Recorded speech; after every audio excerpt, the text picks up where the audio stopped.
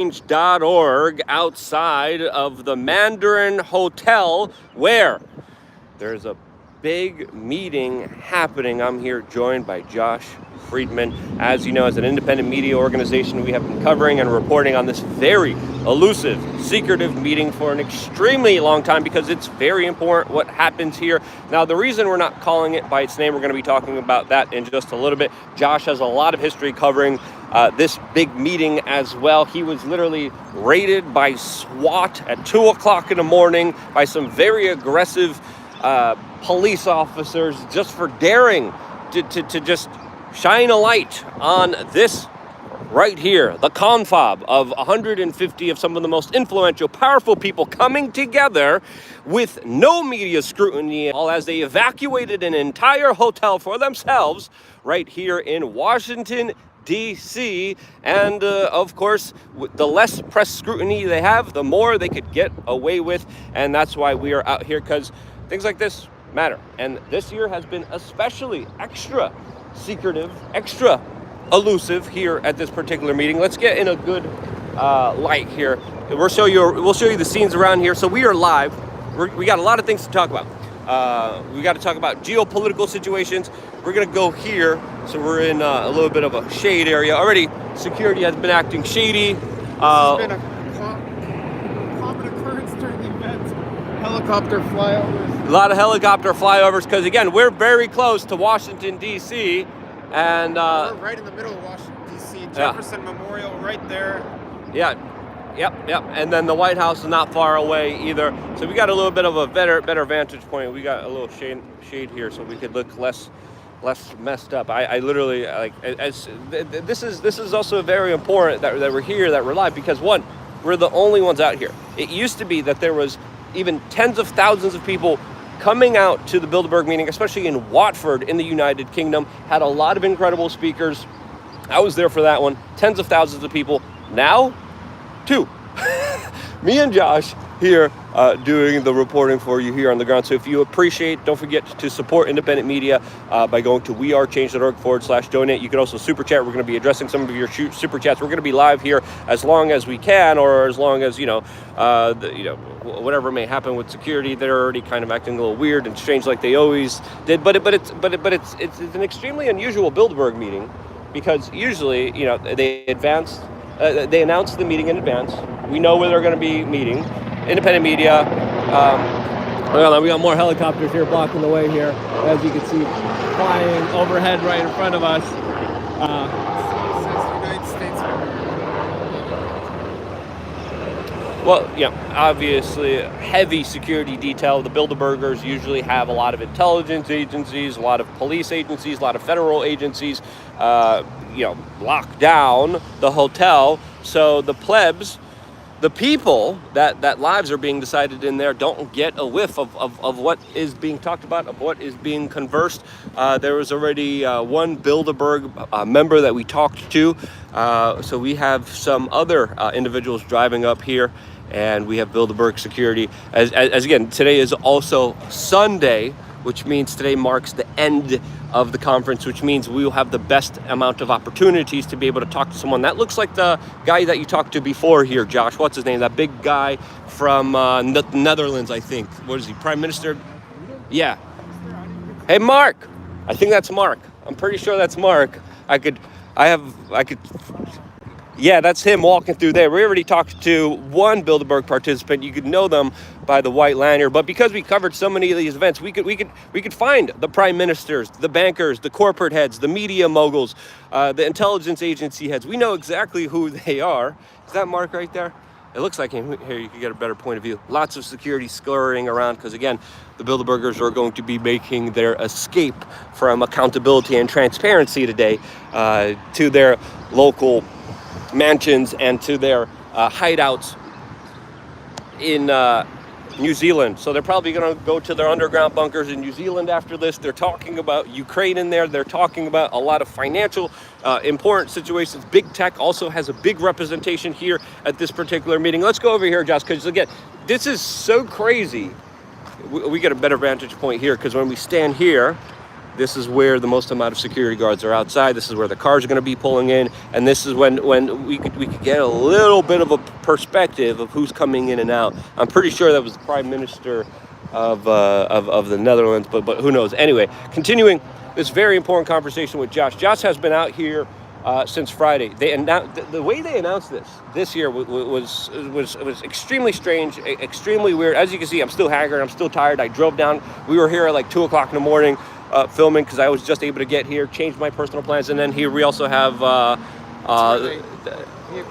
the vehicles entering that are going to be picking them up, that they're going to be escaping. But this year was so strange and so weird, mainly because they announced this last minute, and not only that, but they announced it when everyone was already inside. They usually announce it beforehand. They usually have some kind of veil of transparency. This year, all that's out the door. As they're inside, they're like, oh yeah, we're also meeting in Washington, D.C. Where in D.C.? Well, we had to investigate. We had some help. Me, Josh, there's Leia. She was out there helping me. She was like, we were calling hotels. Everyone was online, but like, where are they meeting? No one knew. And by the time they announced, they were already inside, away from any scrutiny, because as you know from previous coverages from our reports here on this big meeting, we were able to talk to a lot of them by showing up at the airport, showing up at the private airport terminals, showing up at the major intersections of transportation that they usually go to, and just simply going up to them like, hey, what are you guys doing here? And they would freak out. They would arrest us. They would harass us. They would try to intimidate us. The levels of things that we have to go through as independent media just to report on this is absolutely freaking crazy. It's unbelievable, the extent that these people are willing to go through just to make sure that there's no transparency or accountability amongst their meetings. So, Josh, sorry, I jump in anytime, because I got so many things to say. We got more people scrambling in, walking around over there. We're going to be keeping a close eye on it. But Josh, so like this year, so much stranger than all the other years. The timing, like you said, was very surprising. I was even told... A little bit louder, Josh. And yeah. I was told that the meeting would be announced multiple days in advance. I think I was told it'd be announced a few days in advance. Hold a little bit closer to yourself. There you go. I'm sorry there. We're trying to work out. Is that the right? There you go. All right. But talk loud. And hold on. We got. Hold on. We got security guards taking photos of us, and that's the usual here. That's what we're used to. But they've been very reasonable, I must say. Compared to getting swatted and firearms put to our heads and intimidated and harassed, like there's, Josh, I'm sorry, one more time. There's literal situations where Bilderberg security and police officers came up to us and said, like, yeah, we know everything about you. We know your relationship status with this person, as we're in a group. And then there was other incidences where they literally came to me, specifically in Germany, that time, what was in Dresden, police officers literally came and they're like, we're going to beat the crap out of you. We're going to make stories up. We're going to put you in jail. You will never come out. Leave now. Stop reporting on Bilderberg. And I refused to do so. I literally called a whole scrum of, we got a whole bunch of people coming out here. I literally called all independent journalists. And then after I got the message from the German secret police to never step foot in the town of Dresden for my coverage, I literally organized the most amount of journalists I could, and then we all walked into that Bilderberg meeting. I said enough is enough. So we got one other person here. I think that's also that's an organizer in security detail, and we got some cars coming out here. But it looks like they might be, I don't know who they are or what they're connected to. Okay, Josh. I'm sorry. Okay, not talking to you, Josh. No, I'm joking. I'm playing around here. Seriously, this year, strange, weird. They announced it very, very late. And they announced it when they were already inside. So you got security. You got security making sure. Standing on the sidewalk. As you can see, big security response here.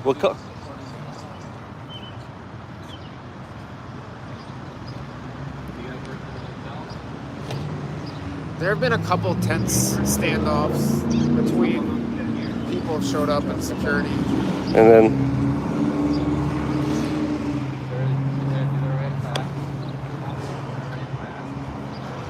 So it looks like another person just showed up here, also probably just a concerned citizen, since, you know, a lot of our life choices are being decided by a lot of the very powerful and influential people going there.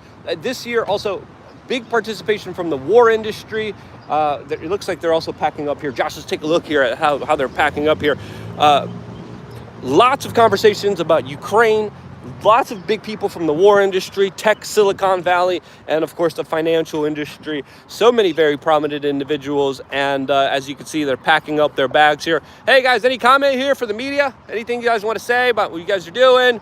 Packing up your stuff. That looks like one of the representatives there. You never know, because, like, again, we got, what's his name? The guy who cleans up the water. The young kid who cleans up the water. Oh, yeah, you interviewed. What's his name? Boyle. No. The guy who pulls plastic out of the... Yeah, that guy. You know who I'm... No, that's an interesting point. You know who I'm talking about. He was dressed regular. I was like, no, I need to talk to this person. And I ended up talking, I can't believe, I'm sorry, I forgot your name. He was a Bilderberg member. We were at the airport, and I'm like, hey, I think that's a member. And then everyone around me was like, no, it's not. I just went up to him, talked to him. He gave me an interview afterwards about this meeting, about what happens, and then he was never invited here back again.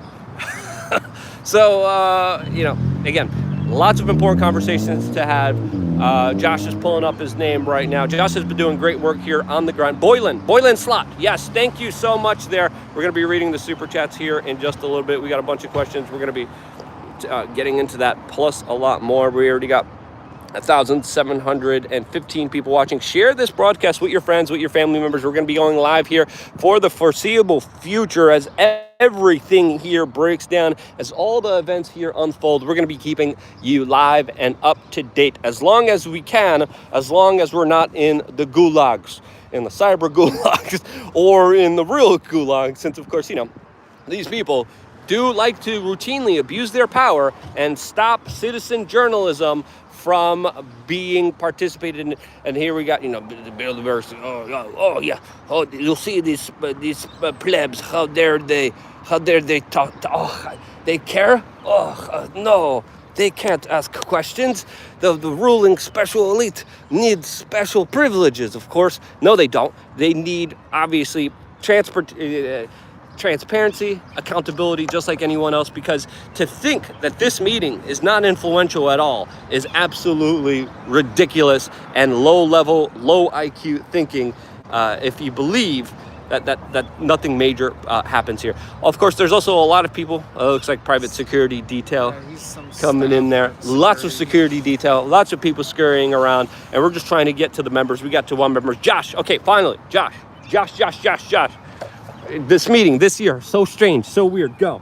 Talk loud. Very bizarre. The meeting was announced on Thursday afternoon, I believe late afternoon local time, which, as Luke said, a bunch of participants should have already arrived by then. Perchance they already started having meetings, and the end result, when you couple that with the fact that some people who normally would come are facing travel restrictions and can't make it, and then maybe other people just lost interest, but you end up with this bizarre nature of the conference where we're right in the middle of Washington, D.C. I don't know if you can see it, but we got a car pulling up. Jefferson Memorial's right there. Let's go over here.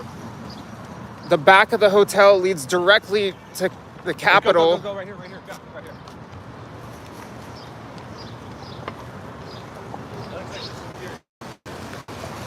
Yeah, I think that was security or undercover. We get the view here. We could be, here. So you've just had this bizarre situation as there's another helicopter flying above where we're right in the middle of DC. We're in between the Jefferson Memorial, the Washington Monument, the Capitol, and there are government offices all around here. Yet there's a crowd right now of 3 people outside. One concerned citizen. Yeah. Yesterday there was a peak crowd of 4 people outside. On Friday there was a peak crowd of 2, actually really 1. I was basically the only person out here on Friday. So it's just so bizarre that you have a prime minister, Henry Kissinger, CEOs of some of the world's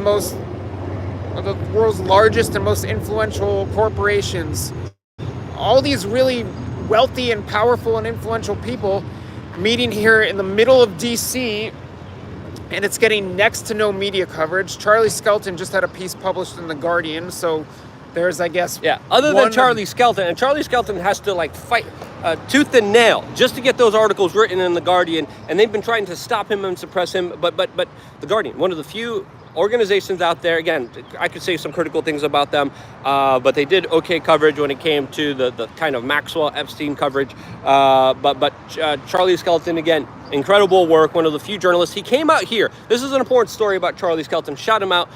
What's his Twitter handle? You could check out his article. But he came out here as a member of the corporate mainstream media trying to make fun of the people that were outside of it. He came to cover a Bilderberg a few years ago saying, I'm going to be making fun of the participants. I'm going to be making fun of the individuals that are outside of this meeting because they're kooky and they're crazy. He showed up to one of the Bilderberg meetings. He had police officers follow him around everywhere he went.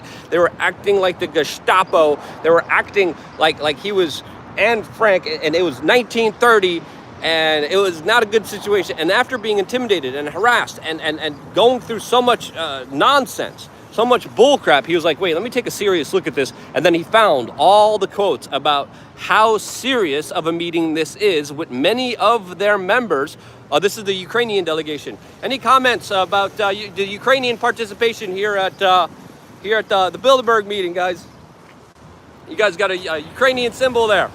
Yeah, that on the bag there, he had a big Ukrainian symbol there. As we know, you said the American Ukrainian diplomat, not the diplomat. The Ukrainian ambassador to the U.S. is on the list. Likewise, the head of Naftogaz, which is the state gas company in Ukraine, basically the counterpart to Gazprom. Both of them were... Is that the one that had Hunter Biden on their board? No. Okay. And actually, you could argue it's a much more important company than Burisma, which Hunter Biden appeared on the board, Yeah. Awesome. All right. Before even getting into Ukraine, there's so many other things. Charlie Skelton's Twitter handle is Deyook, Deyook. Yeah. Or just type in Charlie Skelton. He literally was a mainstream media corporate energy vampire, and he transitioned. He I don't know, got infused by a crap ton of garlic, by a crap ton of I don't know what he did, but he became an unvampire, and he literally just started to actually do real on the ground reporting, and his reporting has been one of the best comparatively to a lot of people, of course, covering this meeting. So, of course, big Ukrainian delegation, big delegation from the military-industrial complex, the intelligence agencies, and, of course, also a big Silicon Valley representation, as we also have members like Sam Alton coming to this meeting, Eric Schmidt, Peter Thiel, Reid Hoffman, Alec Karp of Palantir. Karp's.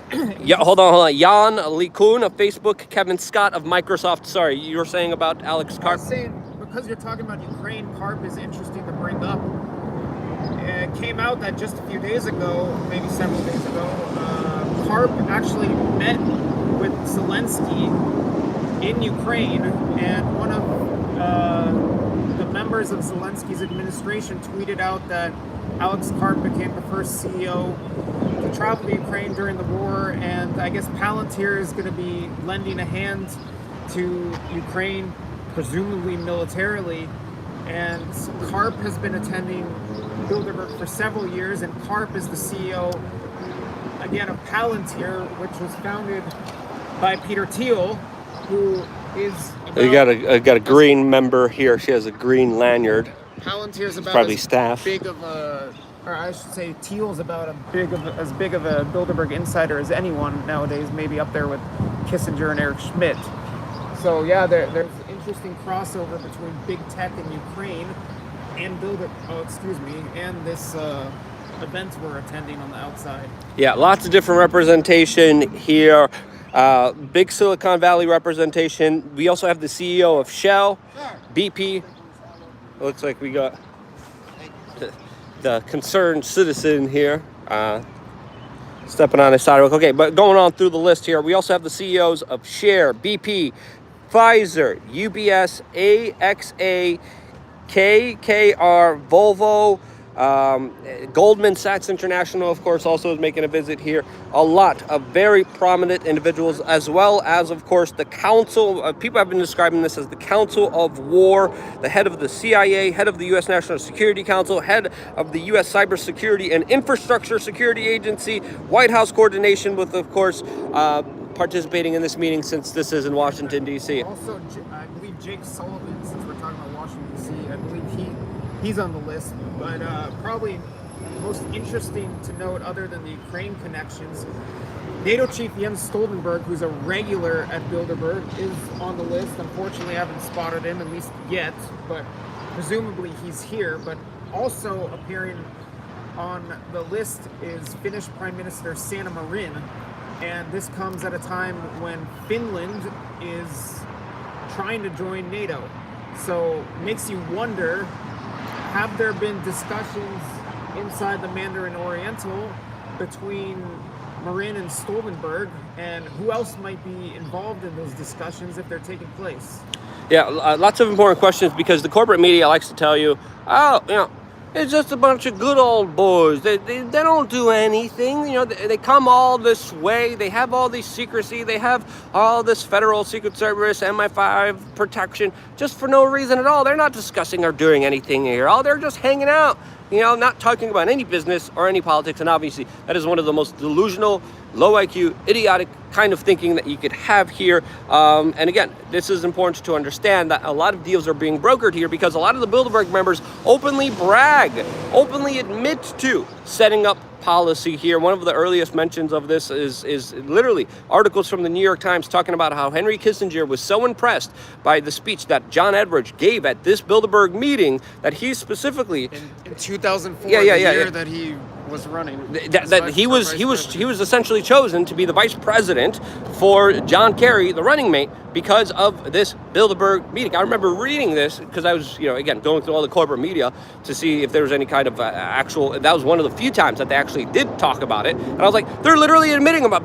picking the vice president of the United States as a major presidential candidate here at this meeting, and no one's talking about this. They also importantly, go ahead. On that note, the media coverage, or lack thereof, of Bilderberg sometimes is as bizarre as this situation here, where, okay, it's back down to two of us. The concerned citizen decided to go away. He's walking away. But so some years, like with the last conference, Bilderberg meeting that actually happened in 2019 in Switzerland, which both of us were at, it did get mainstream media coverage.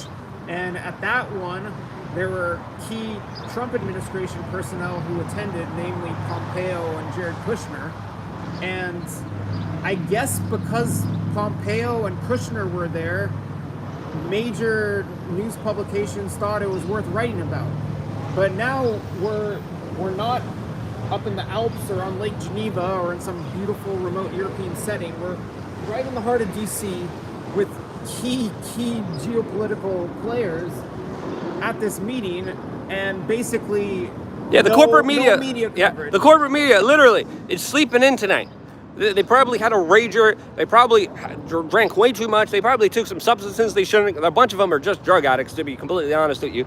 But the drug addicted corporate mainstream media, they're not here. They live here. It's happening in their city. There's no excuse not to cover this meeting. Just imagine what would happen. Let's just say 150 of the best basketball players came, right?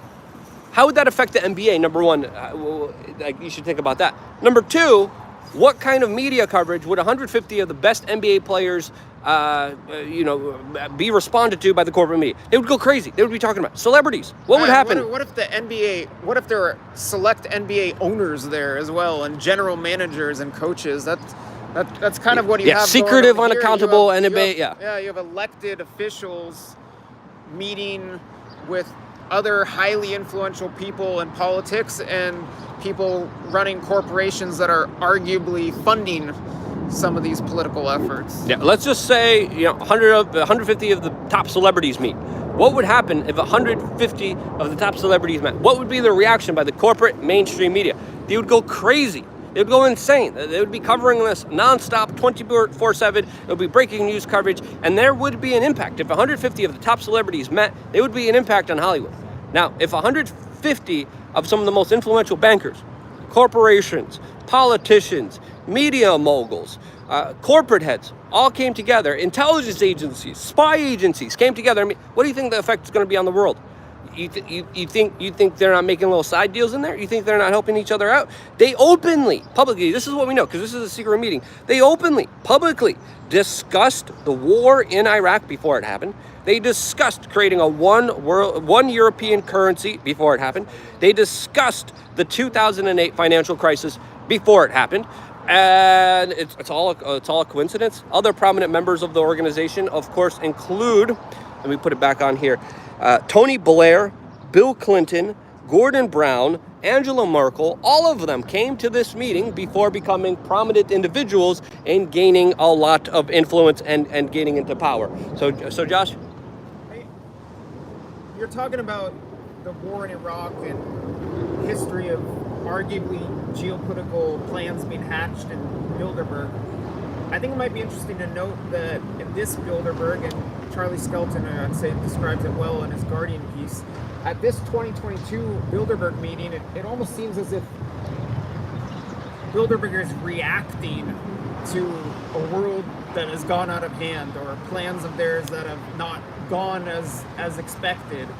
And if you look at, I should pull up the key topics. The big meeting, Josh. The big meeting. You can't say the other B word because we'll, because. Right, so you have number 1, geopolitical realignments. Number 2, NATO challenges. So go off the whole agenda. Go off the whole agenda. Right, this is the list. And this is just the key topics list they put out. We don't know for sure what their actual agenda is from various things that have. Well, this is also an important thing to mention here.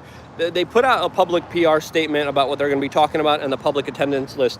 We have verified a number of times that they lied about those. That there's other participants, that there's other discussions, that there's other topics that they talk about that, of course, they don't release to the general public. And the list of topics that they're talking about, extremely, got another car pulling in, extremely vague, extremely generalized. It's like looking at a food menu and it just says food on there. Except this year, it really seems to be he's showing geopolitically heavy.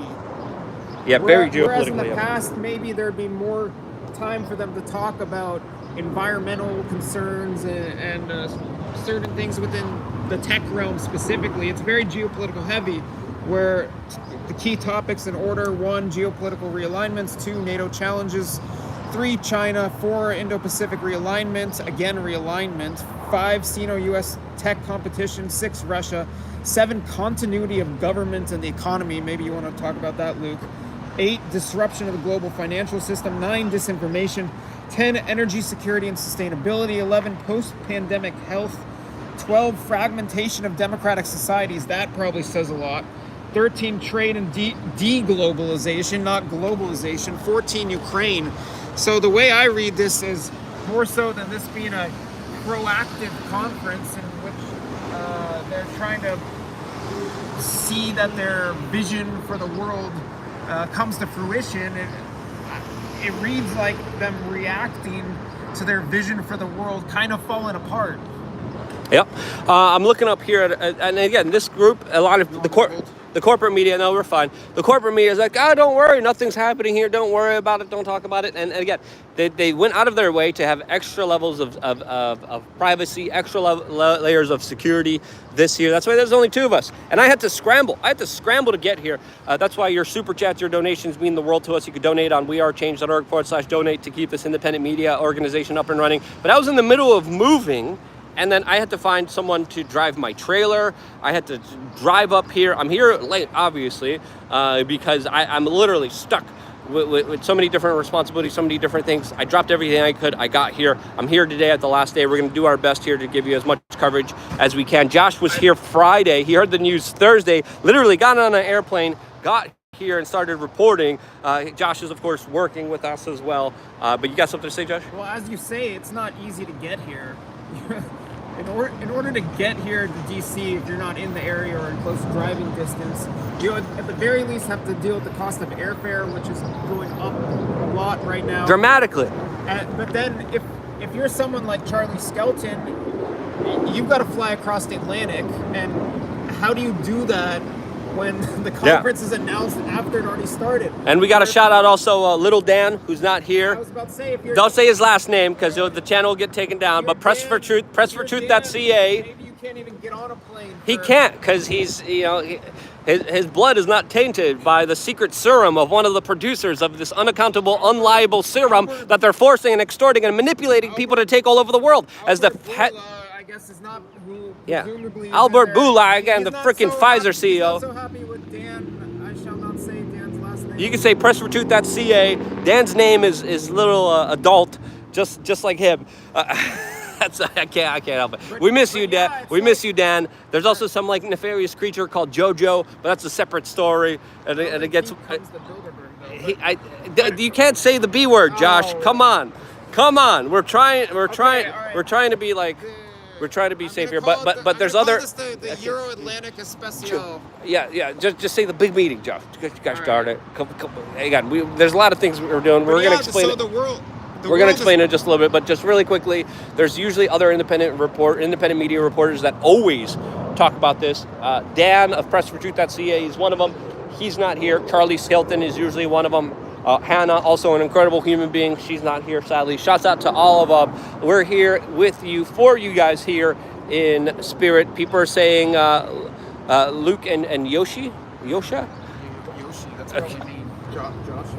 There you go. But sorry, you had something else to say. I think I was just talking about travel restrictions and how difficult. This is something we joked about in the past.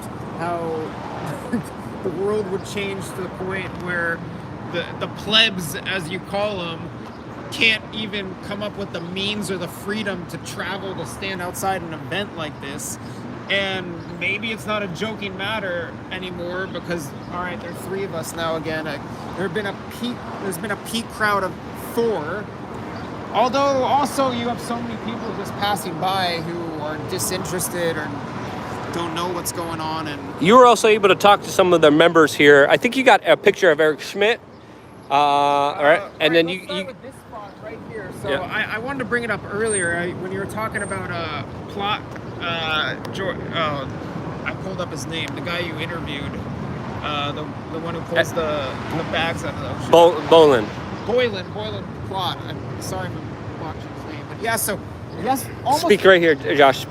Almost everyone comes in and driven in some fancy car, but yesterday evening, lo and behold, a taxi pulls up right here, and the guy I'm standing was saying, "Oh, no one important is coming out of that taxi." And lo and behold, Mark Carney, the former head of both the Bank of England and the Bank of Canada, gets out of a taxi and walks into Bilderberg.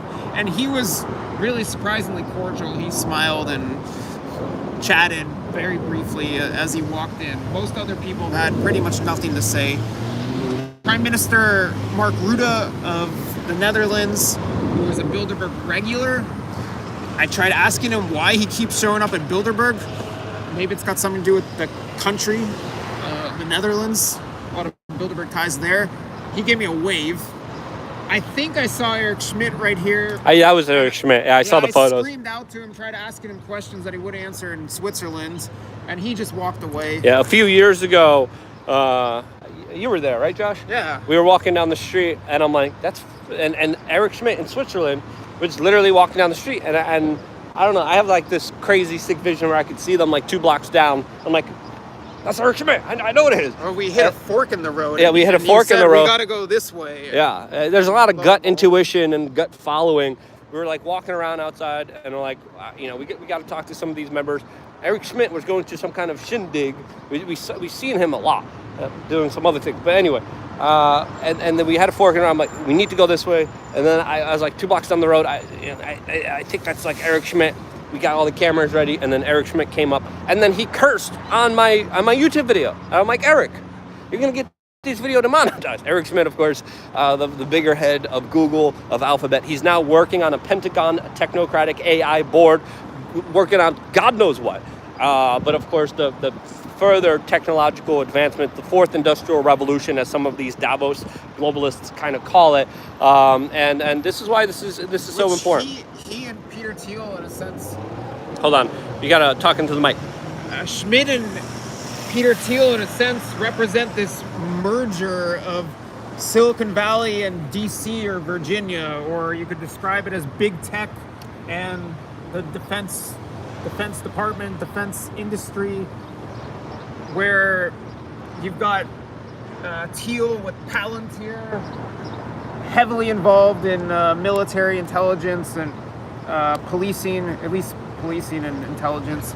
And now Ukraine, apparently, and Schmidt, like you said, has close ties to the Pentagon. I think he's had changing roles there, but both Thiel and Schmidt, who are Bilderberg insiders, key players within Bilderberg, have that aura about them, you could say, where there's now this big merger between tech and defense. Yeah, a big merger between tech and defense that is definitely worth noting about, that is definitely worth talking about, that is definitely going to have some severe major implications for your life, as of course robotics and the larger fourth industrial revolution that's happening and participating is having a major effect. Who are those guys right there? Okay. I don't know if that's just private security. We got another car pulling up here. Who are these guys? Hey guys, any comment for the media? Any comment for the press? The guy in the front. It looks like this is just police officers. Looks like this is just security as well. Hey guys, any comment for the media or press? Any comments for the media or press? Any comments? You can roll down your blacked out windows. We can have a conversation. We could settle all this. Guess they don't want to settle any of it. Settle any of this. People in the chat room are also bringing up the time that we had a run with Mr. Petraeus. That was pretty fun. And how we had a nice talk with Peter Thiel before at these conferences. This one's very different compared to the other ones. I'm going to try to get to some of the super chats. We got a super chat from J Many All 123. He says, "Hope you are doing well." We're doing great. I'm tired. I'm haggard. I'm exhausted. I've been driving all day and night yesterday just to get here. I'm here, and that's why we are reporting everything that's going on here. That's very interesting. Sheila Fisher gave a $20 super chat with some interesting emojis. Let's see who. Well, it could be just, we never know who's going to be showing up, who's going to be coming to these meetings.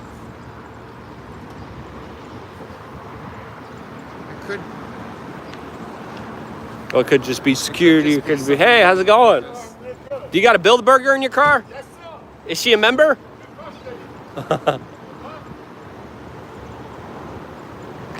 I don't recognize this lady. You.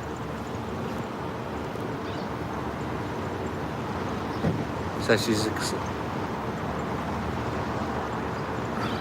Does she have a white badge or a green badge? Or no badge. Look. Look up the Bilderberg group. You'll be shocked. You'll be shocked. You'll be surprised.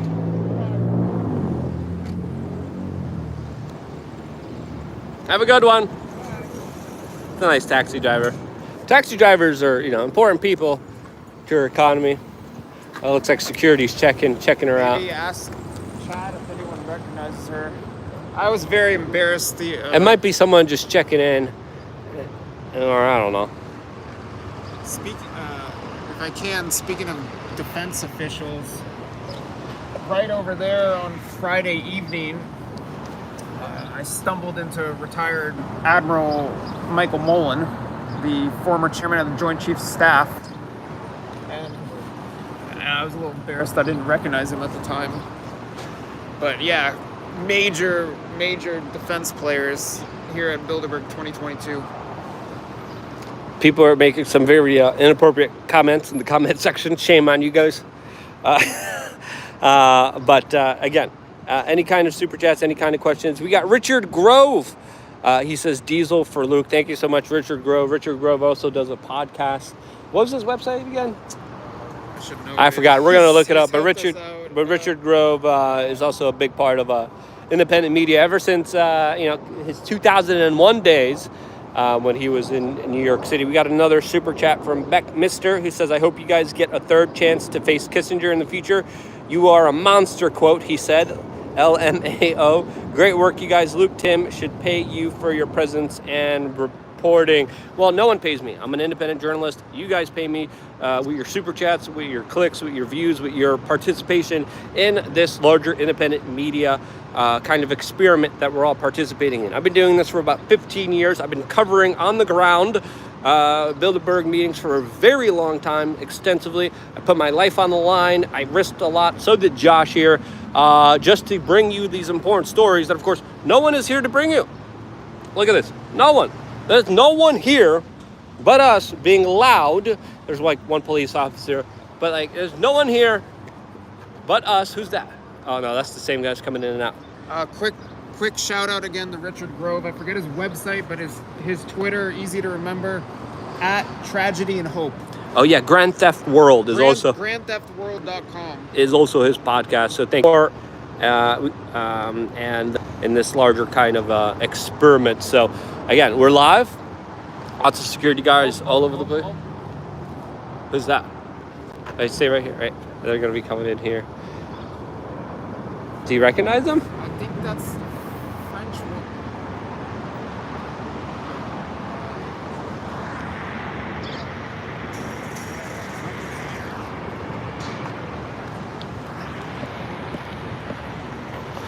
Hey, are you guys Bilderberg members?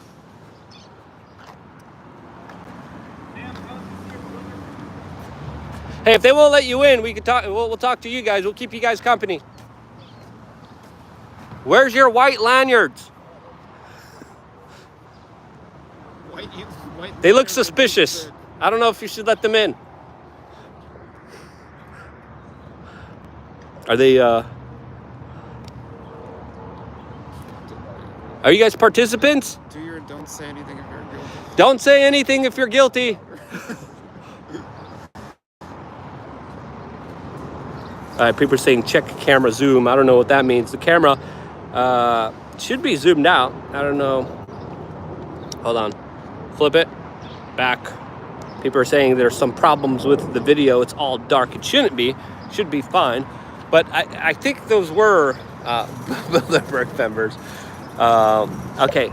People are saying that there's a black screen. I hope there's not. Fix the camera down, black screen. Let me try to see if I could. All right, I'm going to try to close down here for a second and then come right back up. The camera here.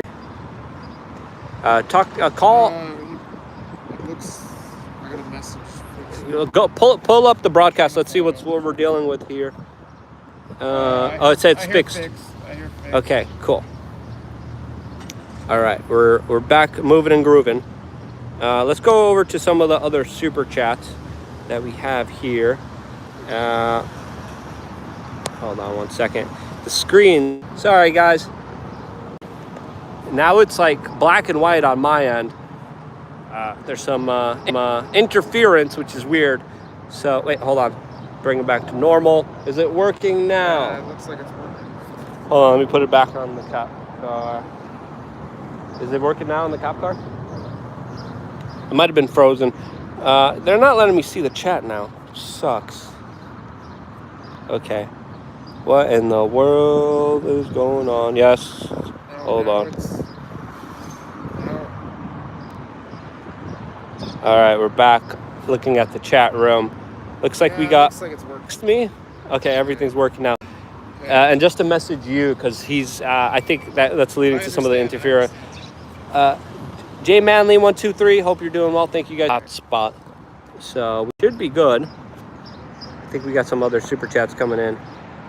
More unbreaded havoc just said thank you. Thank you so much for the $10 super chat. Means the world to us and keeps us running. People are saying no Frazik at all. We're frozen. Are we still good? We're good. Last I checked, we're good. I'll check again right now. People are saying no audio, only image. All right. So, stop texting me, Dave. My friend's texting me. I told him to stop. Yeah. All right, we're keeping an eye. All right, people are saying we have both audio and video. Okay, good. It is hot here. We're getting a lot of sun. Yeah, but it gets a lot hotter later in the day. Want to hear observations about mask wearing? Yeah, so tell us about the Bilderberg mask wear. So I have not seen a single participant wearing a mask. How dare they? The CEO of Pfizer's in there. Don't they know? Don't they know that they're supposed to test? I don't know if a green pass is required to get in. I'm going to guess not. I saw some drivers. Yes, but quite a few drivers and some other personnel wearing masks. I have not seen a single person that I could tell was a participant wearing Oh, you got mask. one guy there who's barely walking. Poor guy. His adrenals are probably all messed up. We got another super chat. Hold on. Can you hold the coffee? Yep. There you go. All right. We're back, which is good. We got GN gave a $5 super chat. It says, give them my ESG score, Luke. I don't think that's going to be high. We got DB Burns gave a $5 super chat. Says, keep it up. Thank you, guys. We will be doing our best here. Maybe inside there's some disagreement over ESG because I believe Peter Thiel has come out against that. It looks like a fancy smancy Looks Bilderberg like the car. wrong driveway. Someone picked the wrong driveway. People Now are, he's getting instructed to go to the right driveway.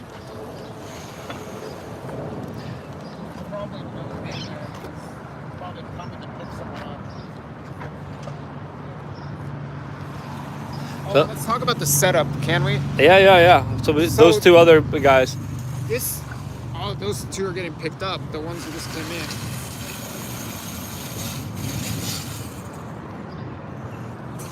People are asking what city. She's got a red limb. They might have just given her anything. So here, Josh, you want to grab the camera? Yeah. If you take a look at this fence, hopefully I'm talking loud enough.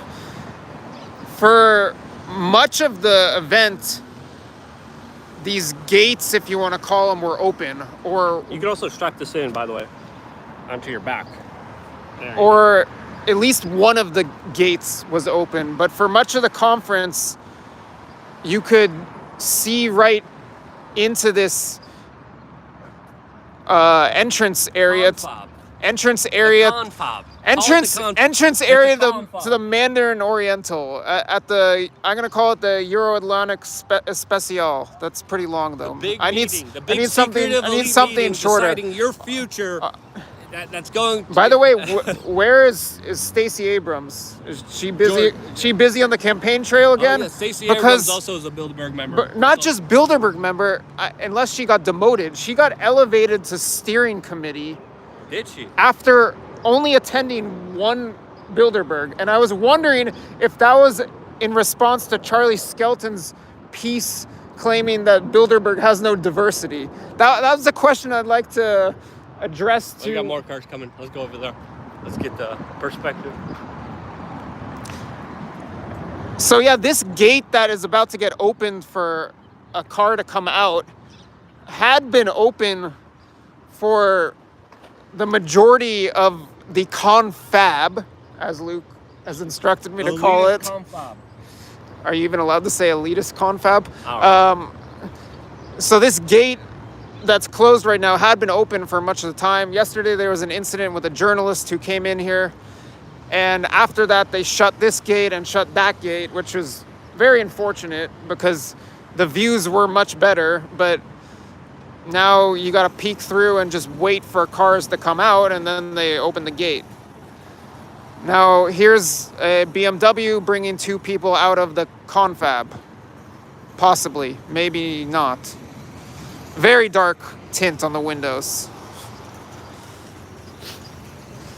Yeah, we've seen Bilderbergers use all sorts of weird ways to hide from the general public. Oh, the Hong Kong thing. We got to talk about that. They use newspapers. They use umbrellas. No, I got the umbrella treatment for one. I need to figure out who that lady was. So Interestingly, there's a Hong Kong flag here, and I guess what's called the Mandarin flag. There was a cover story to this whole event. Keep it on guys. This whole event, not only was it announced after it already started and at a surprise DC location, when most people heard DC, they thought the Westfield Marriott. But on top of that, there was a cover story that the Hong Kong government or some Hong Kong business association rented out the whole hotel for the weekend. And that rumor was being spread by neighbors. There were some neighbors who were told either by the hotel or someone else that it was being rented out by the Hong Kong government or some Hong Kong group for the weekend. And then I believe other people called the hotel and were told that it was rented out by some Hong Kong group. And yeah, that was just the cover story. This was Bilderberg 22, but it took a while to figure that out. And I cannot recall going to another Bilderberg and showing up outside the event at the hotel and even then not being sure if it was the actual Bilderberg meeting. I wasn't certain it was the Bilderberg meeting until I actually started seeing participants who I could identify. There's a very interesting setup here. A lot of people have been saying there's occult aspects to it. I have very little grasp of occult stuff, so I'm not going to get into that. But there's this public access walkway, I would call it, that basically goes along, beside, or even through the hotel. And if things were more chill, we could just walk up there and give you a vantage point from above. Maybe you can see there are a couple, looks like security personnel standing up there.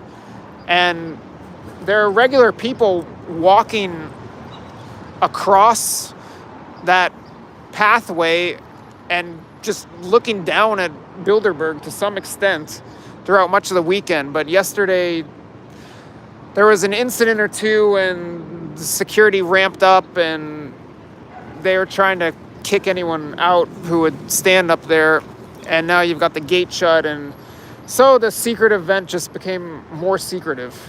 Absolutely.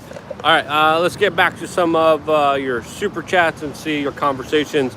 Again, very hot out here. The sun is pouring down. Very interesting comments. Again, Stacey Abrams, also a participant of this elitist Confab meeting. This year, this is the thing about the Bilderberg meeting. We don't know exactly who's attending because the list that they released, the topics that they discuss, have been found to be false. And a lot of people who have been attending weren't on the list officially that we were able to capture on camera, on video, just by being outside, just by doing our due diligence as journalists. I'd also like to say that there could be some strong correlation between the topics that are released and what they actually discussed last time. So after last Bilderberg, I did speak with someone who attended, who also actually wrote about the event, and I did find that there was strong correlation between the topics that were released and what was discussed there. But obviously, quite often, we're not going to really have a good grasp for what they are talking about on the inside. Well, sometimes we have the members come out and speak to us. Some of them, especially if they're new, are just like, oh yeah, we talked about this and this and this and this. And then we're like, oh yeah, that wasn't on the list. That wasn't discussed here. There's also big screens inside. So they probably do communicate with other people from the outside world, probably with other influential individuals that do kind of Skype in or call in and do kind of have a participation in this meeting that we don't know about. But again, the official list has been found not to be true. Okay, really quickly on the Stacey Abrams front. Stacey Abrams is not on the participants list.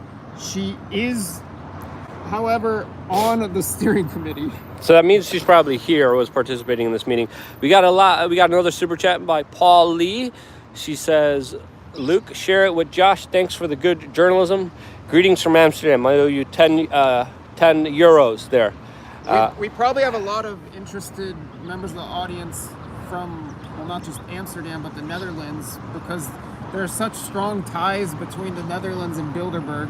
Yeah, lots of, Prince Bernhard was one of the first, of course, starters of this conference at the hotel that was named after this particular group. So we got another car coming in here. One car picking up, one car leaving. We got one very heavily masked individual. Example. Hey there, any comments about your participation at this meeting? It looks like that is... Someone is in the back. Yeah, they're like staring at us. Any comments to the press and media about your participation at this larger globalist confab that you were a part of? that you were meeting with? Any comments and questions? Could you roll down the window and give us a sassy attitude at least? And yeah, this vehicle also has police lights, so it's probably some kind of very important, an important individual.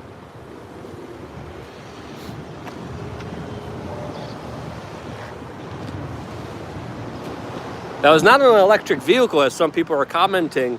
You know, why aren't they all driving electric vehicles? You know, So no sassy attitude. But yeah, I've been just, you know, I've been covering this for a while. I'm not sure some of the high-ranking energy industry personnel inside want Electric vehicles. Electric vehicles, but I don't know, maybe. Well, there's a reason Elon Musk has a low ESG score. Again, jury's still out on Elon Musk. If he was getting invited here to these meetings, I would say there's more reason to be skeptical of him, especially with the large amount of unaccountability, especially with the large amount of secrecy, especially with the large amount of corporate colluding that's happening here for the benefit of these participants and their own interests. Again, as a pleb, your voice doesn't matter. These people, some people call them the decision makers. Again, lots of very interesting, heated discussions, debates happening inside. Exactly what happened, we are told that we cannot know, and they're paying top dollar in security. They're also probably taking tax-funded police officers, state agencies, federal agencies, in order to guard them. So to make sure that there is no public scrutiny here. But that's why we are here. That's why we're part of independent media. And again, you guys supporting us allow us to be here. You could help pay for some of the diesel that it took me to get here by either super chatting or going to wearechange.org/donate. Again, this is also very interesting because these meetings used to happen in Virginia, in Chantilly, Virginia. It was at the Marriott. The Westfields Marriott, close to Dulles Airport. So Washington, D.C. meetings routinely happened in Chantilly, Virginia at the Marriott, right by the major airport there. This year, they're doing something different. And if you look at the BilderbergMeetings.org site, the official site, I believe this is the very first, and it shows all the past meetings. I believe this is the very first meeting actually in D.C. rather than in the D.C. area. And not only is it in D.C., it's right in the heart of D.C. And if we were to walk around the back of the hotel, I don't know if Luke wants to do that, you can see how there's a straight line from the hotel to the Capitol. And standing just outside the back of the hotel, you have a clear view of the Capitol. Might want to do that. We got another car coming. Let me know if you guys want to do that. I wonder if I could do a poll. Might be able to do a poll. Didn't Wiener. Anyway, that's my understanding of it. More cars picking up members of the Bilderberg group. And I think now that we're pointing the camera at them, maybe you disagree, but I've been here the past 3 days. Compared to Bilderbergs of past, the security and police here have been really, really reasonable. Yeah, that's because no one's here. It's just us. And maybe that's it. But if there wasn't the one incident yesterday, this gate wouldn't even be closed. Yeah. Well, they're usually brutish thugs that are extremely aggressive, like vile animals. And now it looks like some of these vile animals have been tamed and are not as aggressive. They're very aggressive against independent journalists. But if there's, a major incident happening inside a school, we have a different story there happening. We got another super chat here from Sooner Now. And he says, probably discussing the most effective way to spread a sickness. So we got 3 cars now pulling in. Well, on that note, post-pandemic health, which is a bit of a mouthful, is on the topics list. So I don't know. I guess they're talking about health after a sickness spreads. They're probably talking to the head of Pfizer, like, I can't believe you did. I'm just joking. I'm being facetious. Again, unverified, of course, speculations by me. Lots of cars now pulling in. What time is it right now? It is 10:52. So this hotel obviously has a Mandarin theme to it, and there was the cover story of this being some Hong Kong event this weekend, but and China is on the topics list in at least 2 places, but I wouldn't say that Bilderberg is so inclusive of Chinese. They're basically not. And I didn't see any Hong Kongers on the list. It's odd, unusual that even 2 Ukrainians were on the list. So there's a lot of speculation about why it's being held at the Mandarin Oriental. And I was told that one famous broadcaster in Texas had some theories about that and was discussing them on air, but I haven't myself had the chance to listen. What was the theory? Oh, you don't know. About this being some Chi-Com takeover or something. But I don't know if this is the Chi-Com takeover. I haven't actually listened to that looks like we got a member. So I don't know. Who's that guy? If you guys could recognize any of these individuals, let us know. Heather Gardner says, be safe, you guys. God bless, from Buffalo, New York. Thank you, Heather. Appreciate that very much. It looks like there's another Bilderberg member getting into his car right now.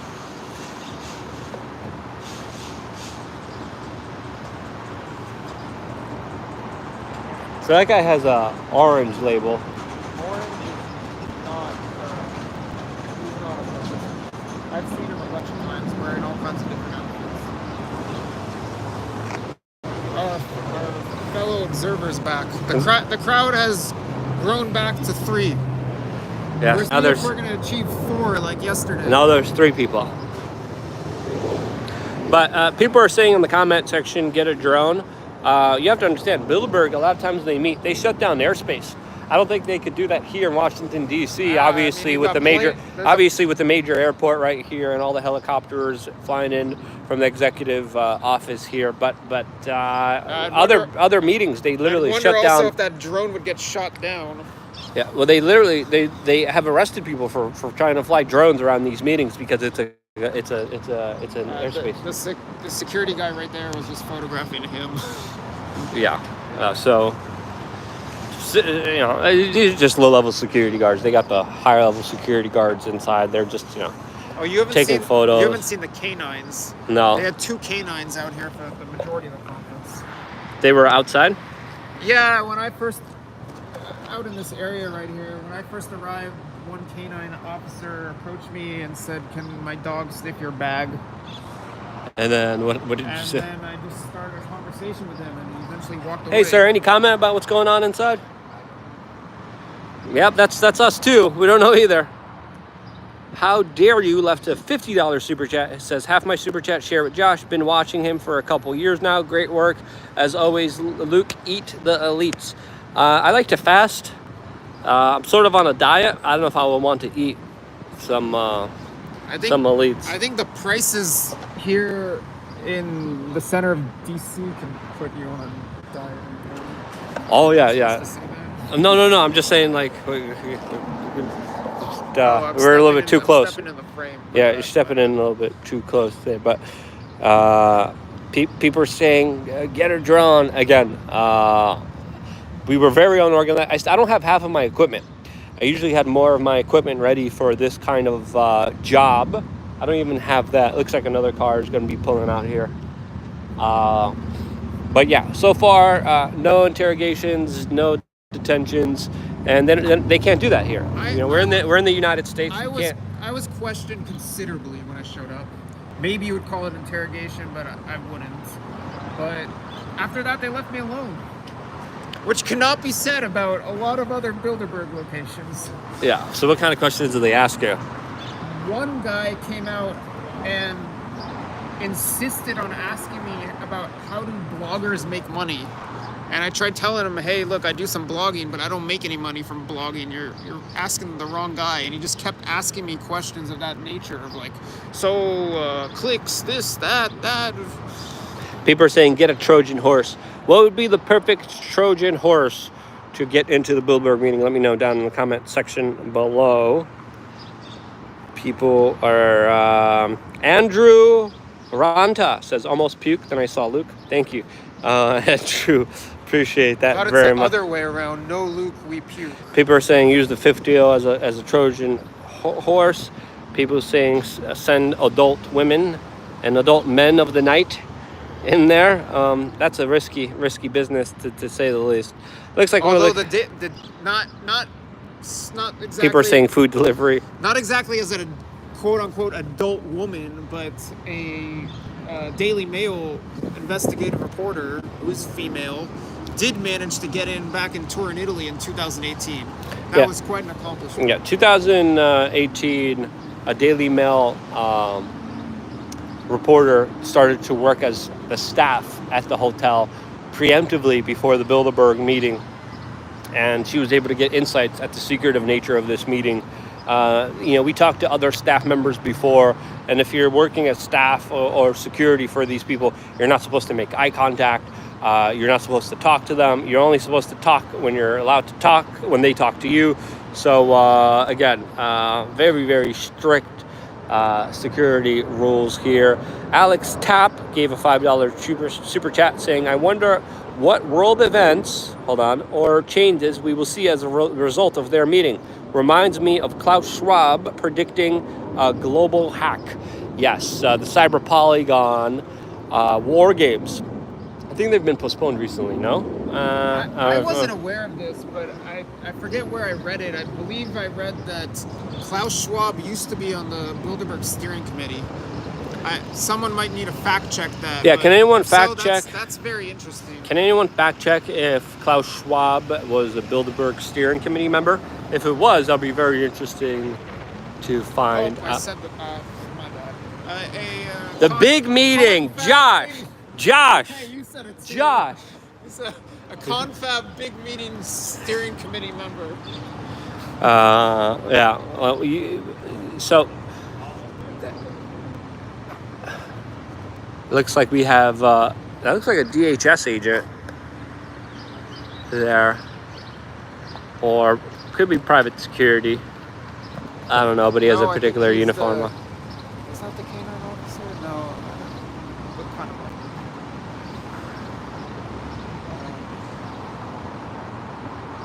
of? People are saying, show them hairy legs. There's a lot of online sleuths, and Wikipedia says yes, Klaus Schwab was a steering committee member. People are saying that's 100% true. These people don't allow their help to make eye contact with them. Beyonce is famous with this. Yep, that happens. So maybe YouTube, if we're allowed to talk about this. People are saying Border Patrol. Maybe YouTube, if we're allowed to talk about this, should put underneath certain videos the Wikipedia citation saying that Klaus Schwab is a steering committee member of a certain group. Yeah, was a steering committee member of a certain group. Of the big meeting. Yeah, so we're live here, unscripted, unfiltered. We're trying to keep this broadcast as up. We're trying to make sure that it doesn't get downranked in the algorithm. Today also, I decided to wear my 1984 doses to slow the spread because of the participation of the CEO of Pfizer that's here at this specific meeting. That would be an interesting question to ask Mr. Burla. Mr. Burla, should I take 1,984 doses of your product? Would that be good for your bottom line, for my health? I don't know. It might be an interesting question. You got to talk up. If you're going to talk, Josh, you got to talk here. Sorry. And you keep interrupting me, you son of a gun. That's the shirt that I decided to wear today that you can get on thebestpoliticalshirts.com. We got a lot of these guys, of course, ending today's meeting with, sometimes they walk out. Sometimes there's private cars. You got this guy here checking out the security situation. But again, lots of local and federal resources are being used for this particular meeting.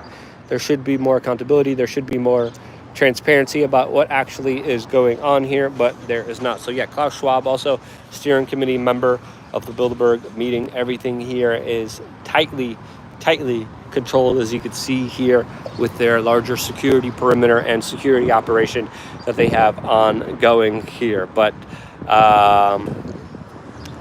Aaron has sent us a screenshot showing Schwab on the steering committee list. Okay, yeah. Then of course that makes total sense. Granted, that this is not the current list from the past. But Klaus Schwab, corrupted businessman, member of the World Economic Forum, the biggest pusher of the Great Reset that he's going to be building back better from after him and his buddies absolutely wreck and destroy the current economic and financial situation that we're living under. If you look at what's happening right now financially, there's no better way to describe it than just the deliberate financial destruction, the deliberate shooting of the U.S. economy in the foot by, of course, the big bankers and the big financial players in this particular world. We got a super chat by Cheryl. What's her name? Bullied. A $20 super chat. Thank you so much, Cheryl. Means a lot and allows us to be here as independent media. People are also saying crash. Rebel media at its best. Thank you very much, Crash. Appreciate that. So we got another vehicle coming right now. Looks like another Secretive. Hey guys, any comment about your participation at the Bilderberg meeting? What you guys did, talked about, conversed about? Any comments about what you guys did here? I know you're closing down the window. How about we do some pop diva stuff? Where are you guys going? Hey, you're violating traffic laws. Hey, officer, give them a ticket. Hey, they're not supposed. They're crossing the. Hey, they're crossing the double-lated line. You got to give them a ticket. Look at that. Look at these guys. You sleeping on the job there, buddy? Look at that. You should give them a ticket. These are reckless, dangerous drivers. You saw what he just did right there? He just like crossed all the lanes like crazy. Yeah. YouTube.com/WeAreChange. I think I saw some of y'all's work before. Awesome. Thank you very much. I appreciate it. Yeah, we're just here documenting everything that's going on. We appreciate that. Thank you, man. Thank you so much. All right. So yeah, the officer has been very cordial and nice here. Oh, they brought up the dogs here. Oh yeah, that's the dog nose. The doggos here. The officer says that he heard about our YouTube channel before. I don't know, probably maybe as a security detail, but he gave me a thumbs up. But he's that from a pleb would have gotten a ticket for that. A normal pleb would have got pulled over. He crossed double lines. So they got a little German Shepherd there that they're working with in the security detail. Came out there. So yeah, at Bilderberg, people are saying, yeah, we got the documents. But the cop said he's a fan, gave me a thumbs up. That is a male German Shepherd. I, of course, have a German Shepherd myself. Amazing, incredible dogs that are absolutely brilliant, super smart, and just incredible animals to be around. Absolute gifts to humanity, I would say.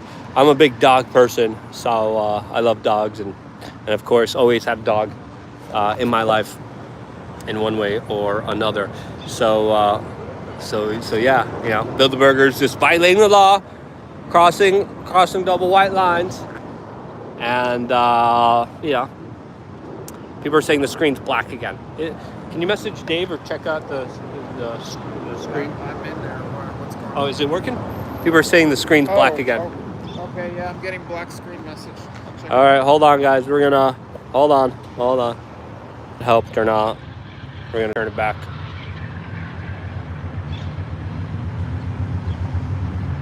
Black screen. Did that bring it back? No, it's black. Well, maybe this has got a little lag. All right, hold on. Let me start and then.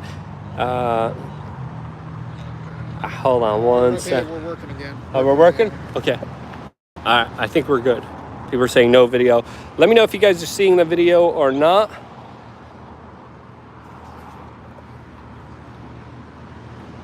But yeah, they brought up the little dog out there. People are saying they're jamming us. Not looking at the chat. I'm looking at the chat. No more video. Grow Money says, I'm sure Epstein is there providing snacks. Probably. Snacks probably means something else. Are we getting video? Can you double check? Because people are still saying, it's blank.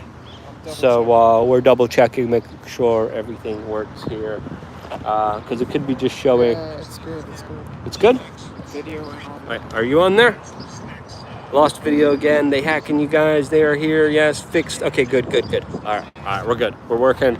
We're moving. We're grooving. We're rolling. Share this video with your friends and family members. We are live here at the 2022 Bilderberg meeting. Just us. No one else. Me, Josh, a police officer who's a fan of our YouTube page, and a bunch of security dudes. Reporting to you here live on the ground with everything that's taking place at this larger meeting. I think it might be worthwhile to go to another location. Leave this one, go to another potential location where we could have more opportunities. What do you think? What time is it? It is 11:08. So yeah, we're gonna be making some decisions here in just a little bit. But this is a jam-packed broadcast. I mean, there's so much things that we have been getting into, that we have been talking about, that should be national discussions. Because if you really do think about it, if we really did have a corporate media or mainstream media that cared about the issues, they would be talking about this. They would at least be asking some questions. They would at least be a little suspicious. They would at least be sniffing around. Like, what's going on here? Who's meeting? Why are they meeting? What was discussed? Talk to us. Nothing. Not a darn thing except for Charlie Skelton working very hard, getting one piece out there in The Guardian. Other than the one piece in The Guardian, it's just us here. Like, Charlie Skelton couldn't even make it down here, sadly. We miss him. We miss Hannah. We miss Lil Dan. PressForTruth.ca. Looks like we got more possible security detail coming in here. We got another super chat by Cheryl. Thank you so much, Cheryl. Cheryl Bullied says, please find an authentic cook relating to the area and make a short video on it, making flavor, etc. Enjoy. Thanks for your time. Watch you always. Say hi to Patty on your bid. Love you guys. Thank you so much, Cheryl. Appreciate that very, very much. We'll definitely say hi to Patty. And still live here. We lost a couple hundred people because the screen went blank. People are asking if there's anything on the roof. Not that we've seen. But again, this is a very big building. People are saying zoom in. People are saying, where's everybody else at? Where's all the other journalists at? Where's all the other people that are supposed to be asking some serious questions here? Well, they're not here. We're here. You want to support us? We are change.org/donate. It means the world to us and keeps us up and running and being here on the ground. People are saying that there might be an echo, that there's 2 live streams. Let me know if the audio is good. People are saying thank you so much for being here. People are saying get inside. I don't know if that's going to be easy. That's not easy. But there were previous years where me and Dan of PressForTruth.ca were able to successfully infiltrate the Bilderberg meeting and go inside of the meeting right before it took place. This was in Austria, and I was there with another kind of media figure. We drove in there. We were able to finagle G7 press credentials. And with those G7 press credentials, they thought we were a part of the White House press corps. The White House press corps. I think we got another $20 super chat by Sep. I can't read that. But Anasepi says you are amazing. Thank you guys. Another super chat by Balls, $9.99. Thank you so much for that. But in Austria, a couple years ago, right after the G7 meeting, we were able to successfully get into the Bilderberg meeting because security thought we were the White House press corps that was also staying at the hotel and was the last people out during the start of the conference. The White House press corps was literally at the Bilderberg meeting, and we got another K9 officer out here. And they did not report on it. We had very interesting conversations with the White House press corps. We got drunk with them. We were smoking cigars in the cigar room, drinking alcoholic beverages. We found out a lot about how the White House press corps works, how the corporate media works that day. We got another super chat by Beck Menster, who says, ever think you'll be able to confront someone like Jacob Rothschild again? They tighten security at these things as much, so much since then. Yeah, it's very difficult with how much security they have now. Essentially, if you remember, I used to confront a lot of these people all the time until they started banning me from public venues, especially in New York City. When I lived in New York City, I was able to get all of them anytime. Talk to them, confront them, ask them serious questions, attend all the press conferences, and then they started banning me. They started literally banning me from entire venues. They had my picture up. But a couple years ago at the Austria Bilderberg meeting, they thought for some reason we were the White House press corps. We got into the Bilderberg meeting. And then they found out as we were walking around during the very beginning, during the first day of the conference, that we weren't the approved corporate media that stays silent on these issues. And we were walking around, and as we were walking around, security just flipped out and went crazy. And they detained us, arrested us. We got orders, of course, never to show up again. And it was of course very, very intense here. Looks like we got someone trying to pull in here. Looks like it's just a average Joe, maybe, or just picking up with some friend here.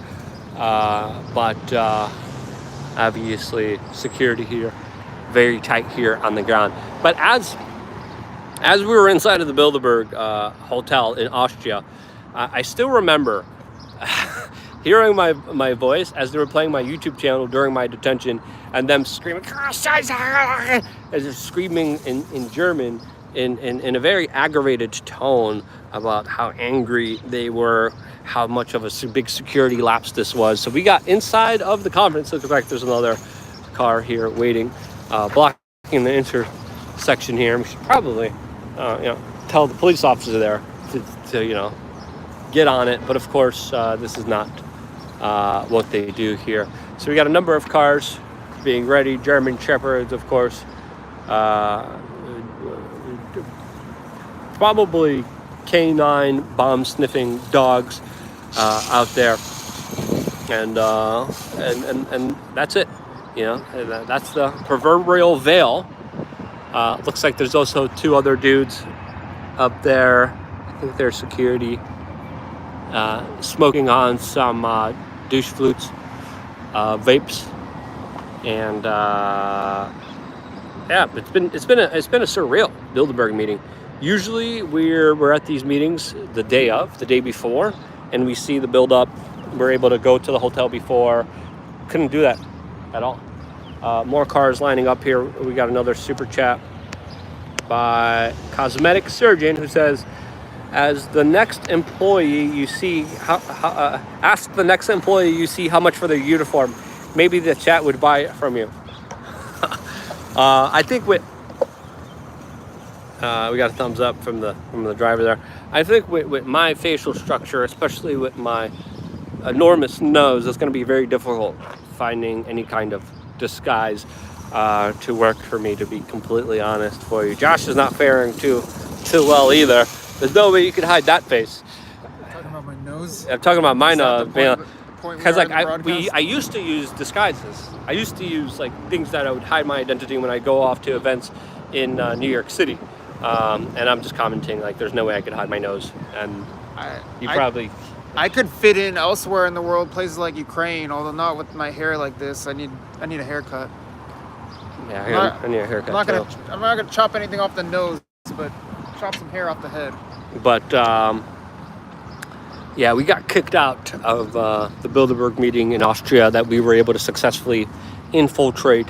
And there was, there's many instances where we, of course, were documenting and recording the Bilderberg meeting, and cops literally, you could see this on our YouTube channel. You could go back on our YouTube channel, and you could see, as we're just filming, as we're just doing what we're doing now, cops literally run up to us stop filming right now. And we're like, no, we're not going to do that. Getting into a physical confrontation, literally grabbed the camera, rip it away from us. We, of course, had backup secret hidden cameras that we recorded their entire interaction.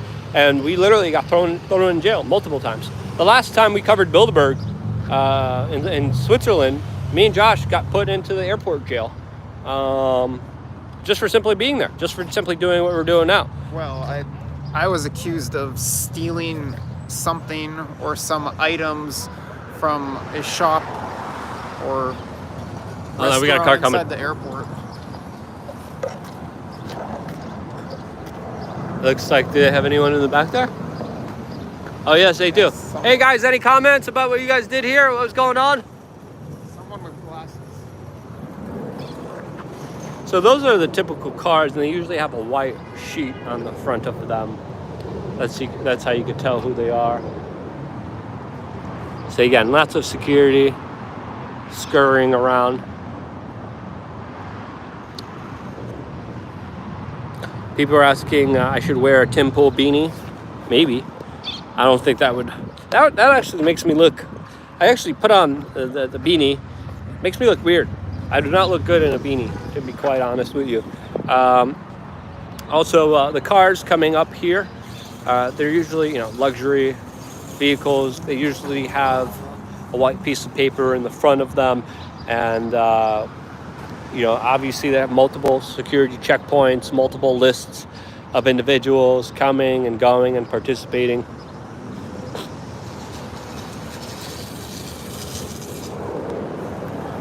People are saying you could definitely do a Jen Psaki. You could say you could go as Jen Psaki. I don't think I can get enough Jen Psaki. People are saying we should get a nose ring. I'm not touching my nose. It's perfectly imperfect. Okay, so more security agents here. It's very hot out here.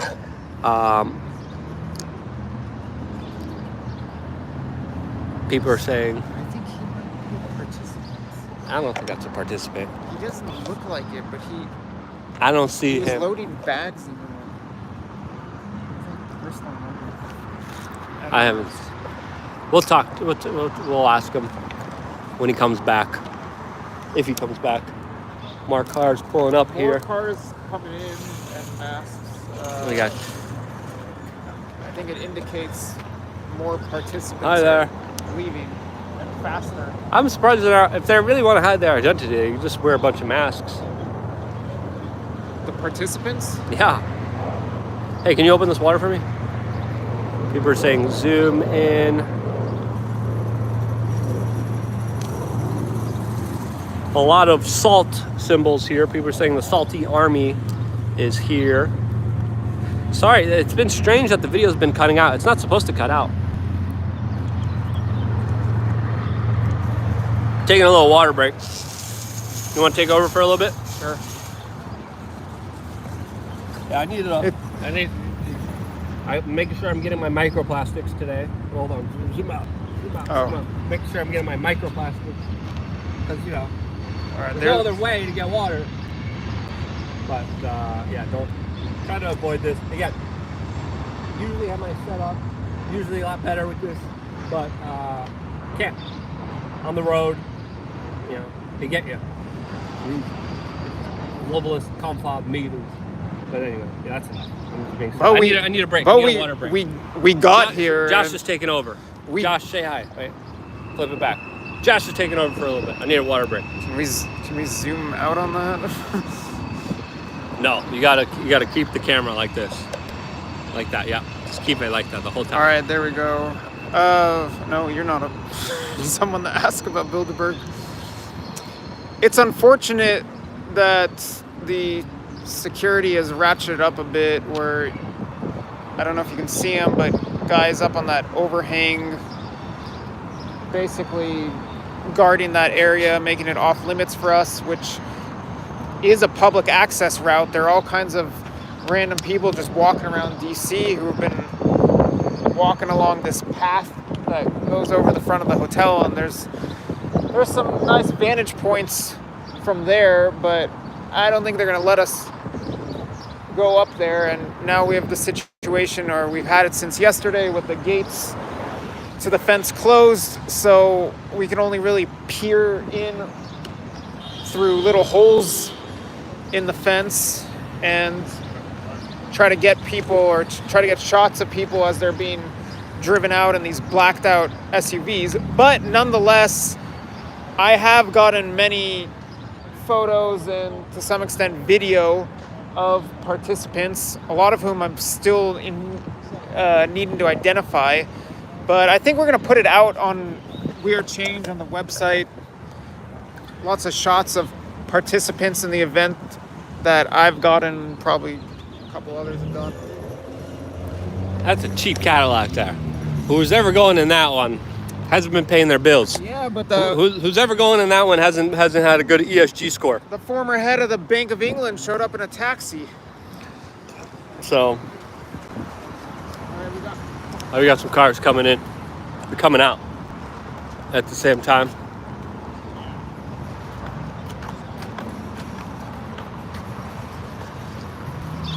Is there anyone in there?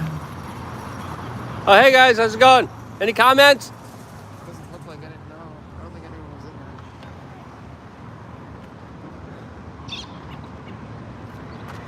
there. Who's ever in that car probably had a microaggression against the globalist agenda, and they put him in this haggard Cadillac. This guy right here, that's probably one of the bigger players. People are saying, let's go, Brandon. Might be time to go to a different location. Well, it looks like a lot of them are going to be coming in and out right now. I should also... But it was when this gate right here was open, as it was for the first day and a half I was here, and when that gate was open, we could just stand here, or better yet, over there, and photograph people. Want to ask this guy if there's anything in the back? Let me get that. If there's anything in what? The number has grown to 3. If there's anything in the back. Oh, if anyone's back. If there's any, like... So it looks like it's a total of 3 people out here.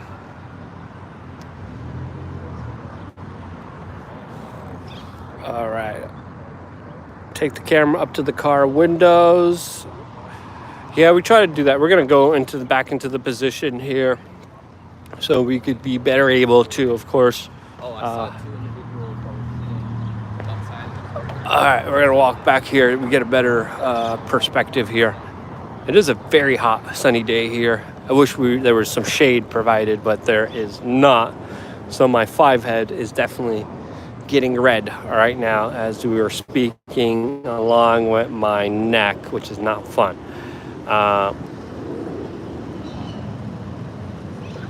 So I'm getting some interesting comments that some nefarious character named Jojo, who's insignificant, was making some comments that I was able to prove wrong. Pardon me. So if you guys have any questions, feel free to ask us. Super chats, of course, go towards this independent media outlet. You want to support us being out here, you could very easily do that by going to wearechange.org/donate, or you could go to thebestpoliticalshirts.com and you could pick up shirts like I have right now that say we need 1984 doses to slow the spread. This shirt is available to you only exclusively on thebestpoliticalshirts.com. People say, hey, wear sunscreen. Literally, I just came out here, literally drove all the way up from Florida, was finally able to find someone to help me take in my RV, drive my RV. Took a while to do that. I wish I could have came here earlier, but literally this happened at the worst time. They announced this meeting last minute when they were already meeting here inside of the Bilderberg group. People are saying wearing sunscreen, LOL. People are talking about how that's a scam too. Yeah, I think you're supposed to use something like zinc and coconut oil. I got a little concoction of that my friend made for me. I don't use that benzo New World Order crap. That, of course, is really bad for you, bad for the environment, bad for the coral reefs. And according to some people's perspective, is responsible for actually creating more skin cancers out there. Cancer's on the rise globally, even though people are... This is the interesting thing that's happening in the world. Skin cancers in general, going up dramatically, even though people are eating less red meat and smoking less cigarettes, which kind of makes you think about what in the real world is going on here. Lots of chemical runoff. Dog cancer is going up dramatically as well.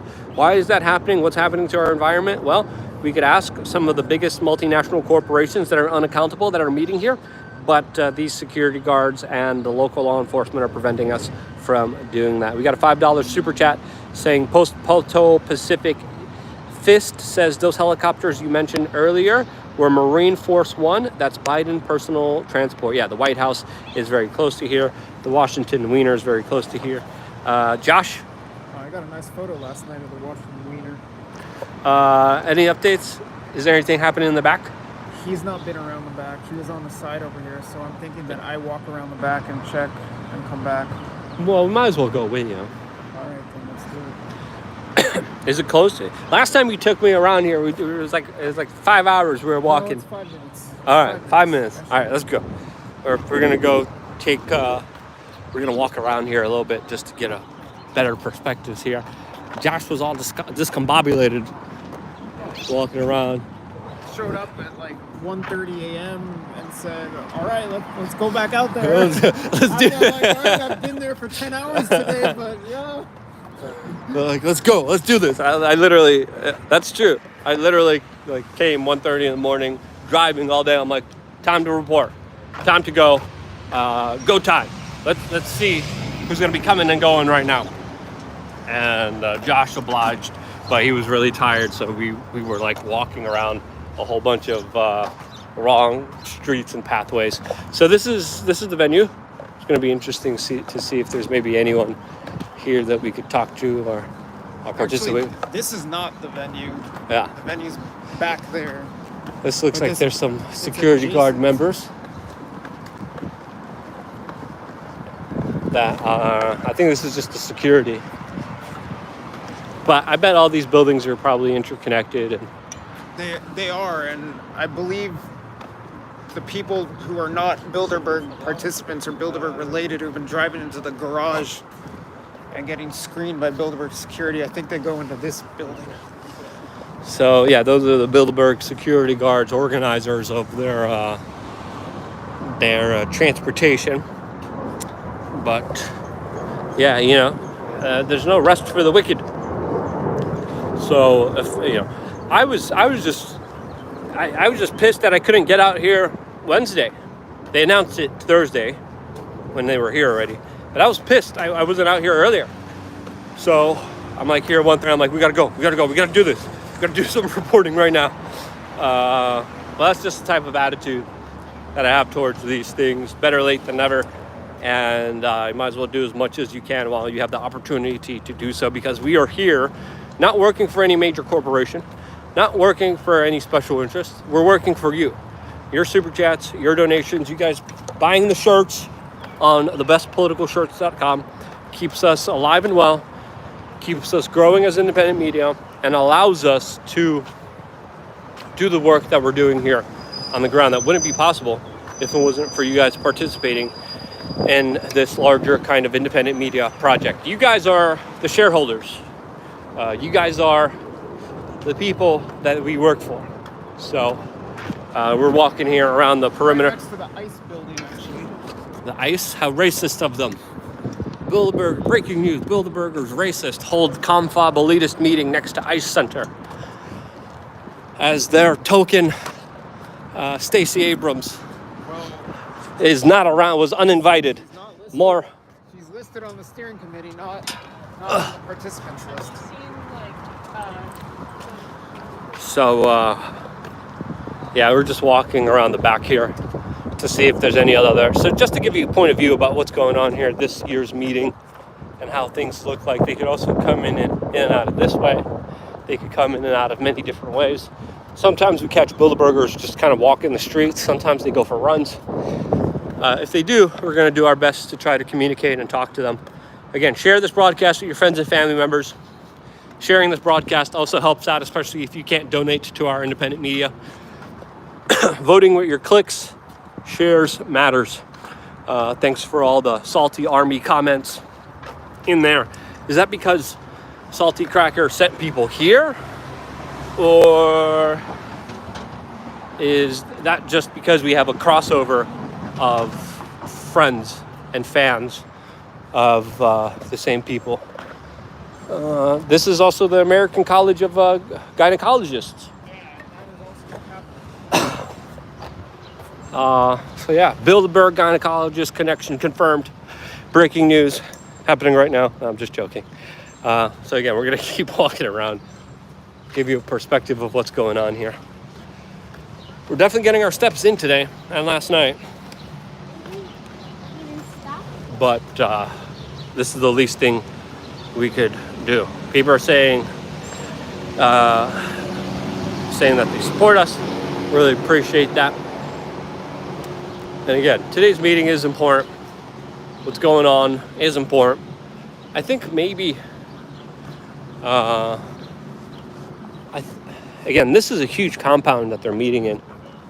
And you were saying that there's a lot of like celebrities and like politicians, families that also live in this same kind of living facility, this living unit.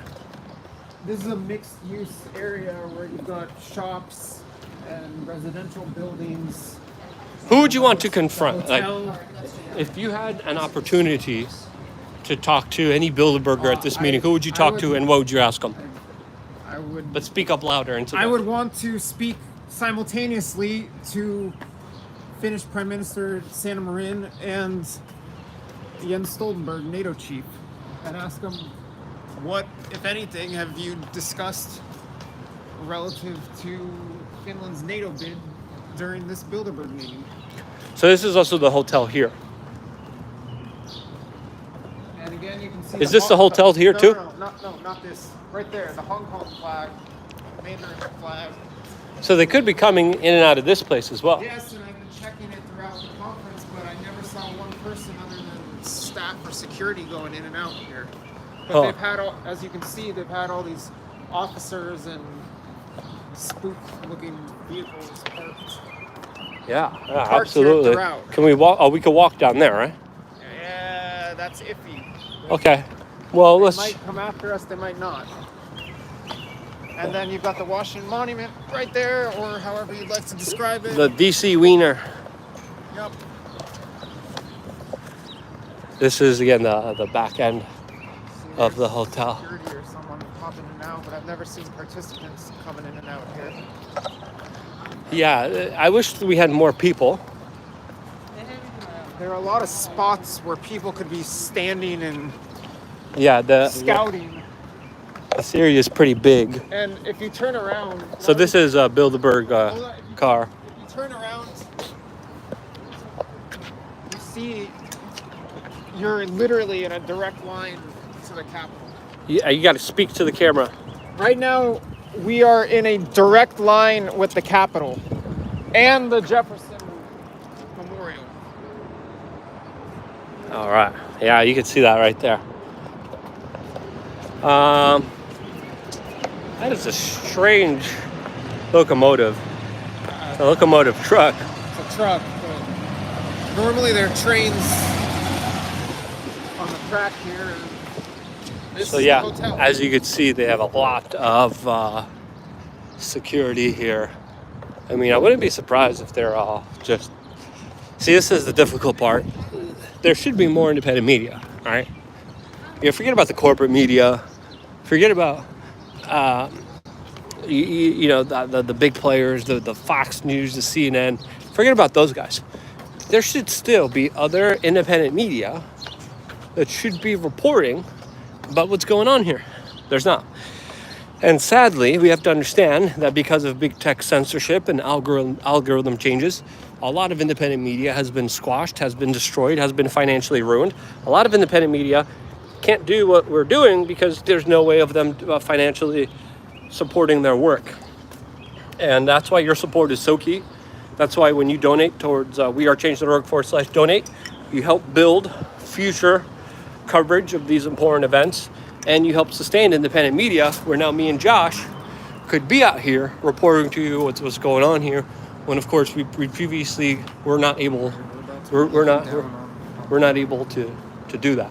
But I think this is the opposite end of where we were, and I think we could just take a perspective here and a look down into who's coming and going. And now we're up there and the security's pointing to us again. This is open to the public, so this is available for everyone here. People are leaving a super chat. Have you looked into the occult connection of Albert Pike in the United States? He is buried in the middle of Washington, D.C. It has significance to the obelisk in D.C. This is for you and Texas. Thank you, Isaiah, for the $10 super chat. People are saying, be a brave little toaster. Got the canine officers now. Sorry, sir. This is open to the public, no? Oh, is this private property? Okay. So we can't be here? But just to be clear, All right. it's a public access route to the bridge, correct? So the bridge is over there. We'll go. Yeah. Well, if it's, So they're saying that's private property, which, you got to respect, but we'll keep walking. I think they want, this is open to the public because it has to be. And we're just going to, walk to the public and see what we could see, what kind of perspective we could get. But as you could see, This will be on social media? huh? This will be on social media or on another channel? Oh yeah, We Are Change on YouTube. Huh? We Are YouTube? Change. Okay. Get a nice... You want a shot? Yeah. Good to see you guys. So yeah, we're getting another perspective here of the Bilderberg group meeting and them coming out together.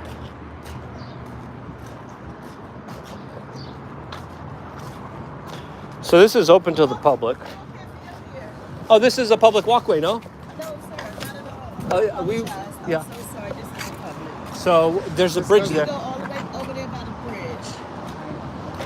Oh, I think we need to be back there because of our car. So can we go this way? Yeah, got it. But you We can walk through, but we can't stop. can Got it. Got it. So we could walk through this area, but we can't stop. Those are German Shepherds, those are the security guard. So security's telling us, we can't stay here.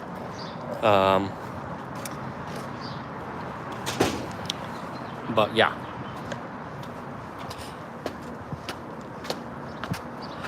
Alright. So I do think there's probably, so this is where the Bilderberg meeting is taking place. The hotel right here.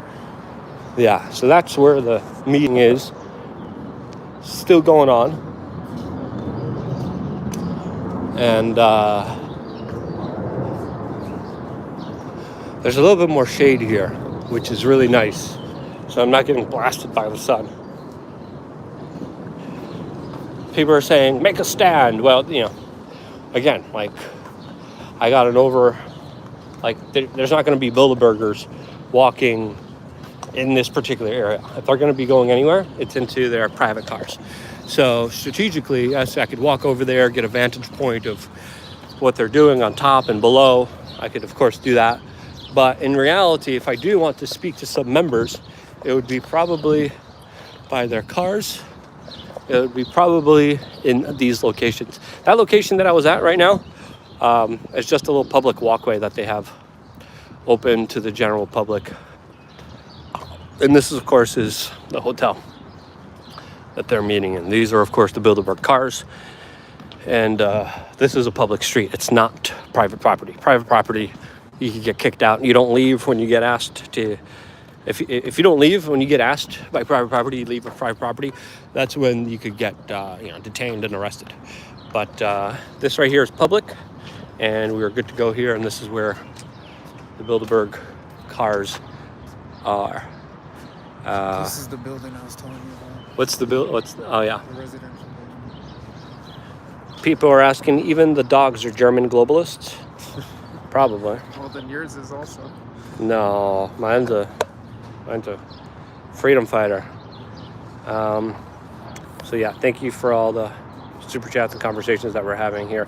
So my main kind of objective here is to see who we could actually talk to that's been a part of these meetings. That's the main objective of what we're trying to do here, is to have that kind of conversation. I don't think we're gonna be able to have that conversation on the side there, but here might be another possibility. People are asking, walk in circles, ask for maps. It's not like that was an important location for us to be in, especially if we want to talk to anybody. I think this is a more important location, to be quite honest with you. And there's really no bigger benefit to being where we just were strategically thinking about our objective here, which is to engage in conversation and find out and talk to some of these individuals. But yeah, there's the Capitol, of course. There's a Wiener, and this is the back of the Mandarin Hotel where this meeting is taking place at. Hold on one second. Looks like there's some people scurrying around there.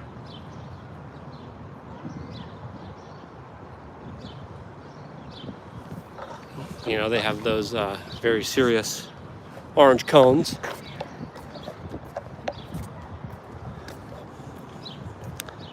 People are saying use the scooter. I like the scooter. People are asking, are there creepy vibes there? Well, yeah, any kind of major security operation and security guards being, uptight and crazy, there's usually a weird energy too. But I don't know. These are two of the cars.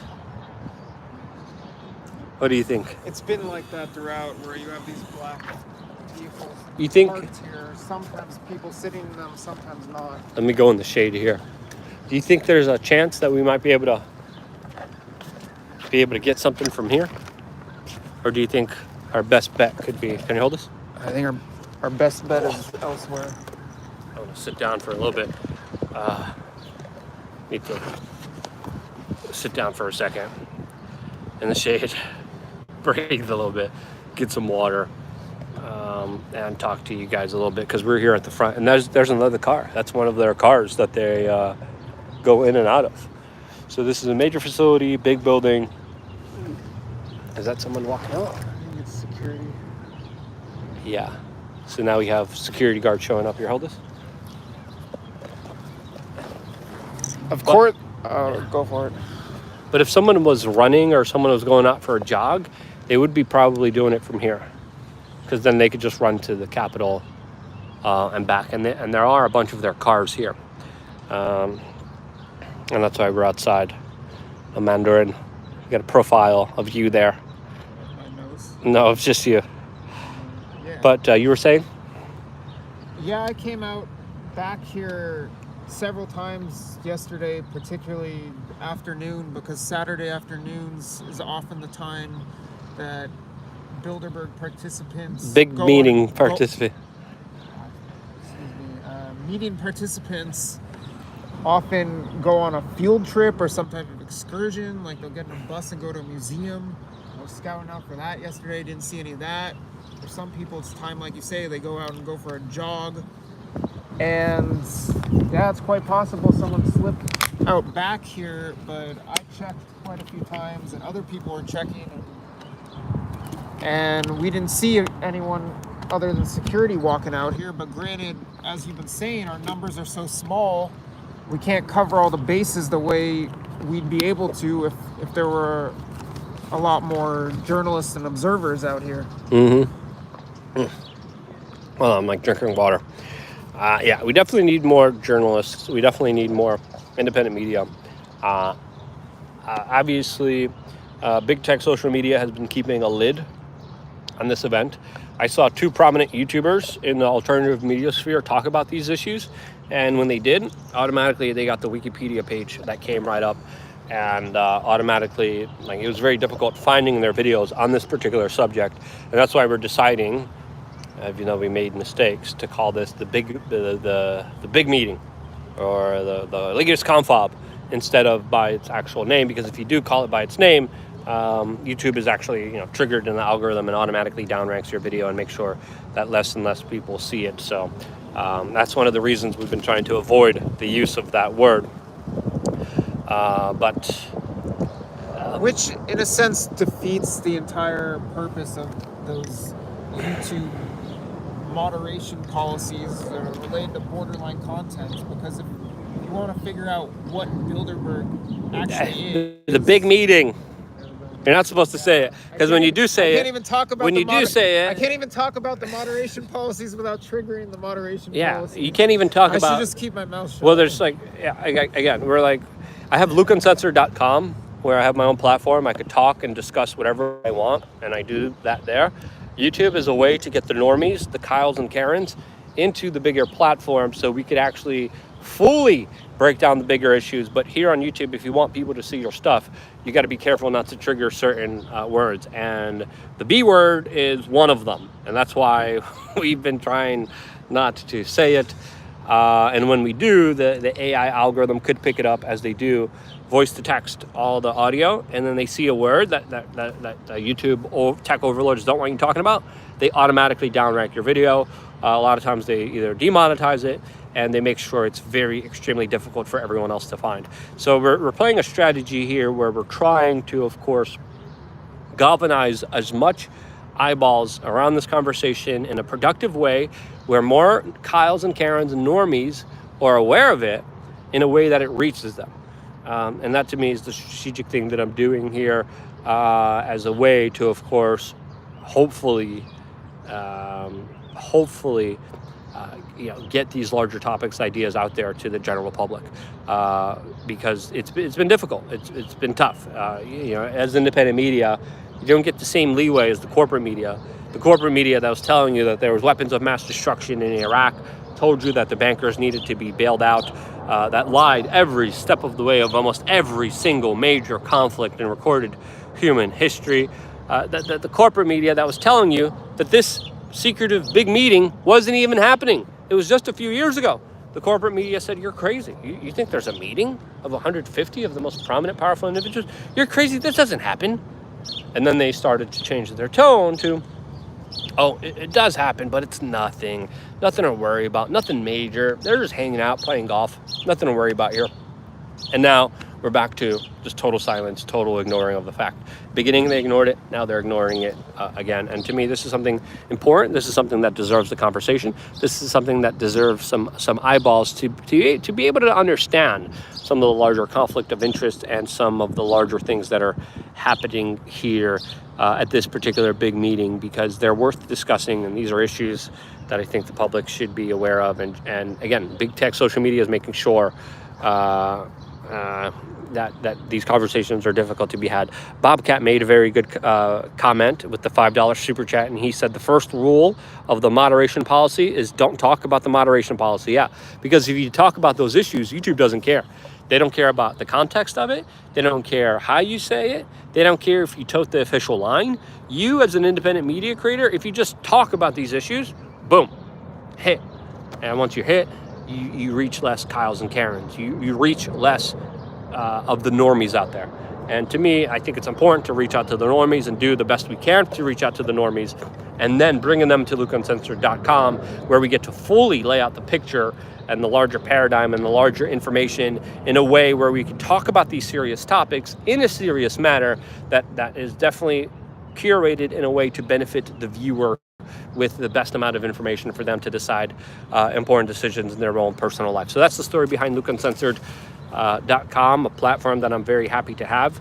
Being able to have it gives me an opportunity to be able to get rid of a lot of these important topics. It gives me the opportunity to talk about these issues, and it makes me happy that I could finally do that, because I haven't been able to do that in a very long time. Dr. Sherry Peel Jackson, an incredible individual. That's, I would call a friend that I've spoken to on some occasions. An awesome human being. If you haven't heard of Dr. Cheryl Peel Jackson, Look her up right now. She just gave a $10 super chat. Thank you so much. Thank you so much for watching. And she buys Cheryl, shirts. she says, thank you for keeping us informed. She's also up on our shirt store on thebestpoliticalshirts.com. Looks like we got one person here. Well, that's security. I think they're a mask wearing driver there. Maybe they're trying to pick someone up. Lone Wolf 36 said, we said Bibir Tupu. He said another thing we can't mention here. Bill Burr, it's an uncommon name of a person. Our friend Bill Burr likes to stay at this hotel. Bill Burr? What do you mean? Another, hold on, there's another car here pulling up here on another one. Dre D says, glad you're out there. Pinion Puppy says, thank you for covering this, Luke. Well, thanks so much for supporting us. Let's get up here, get a better perspective of what's going on here. And then maybe we could see some individuals coming out. But as you can see, a lot of security guards.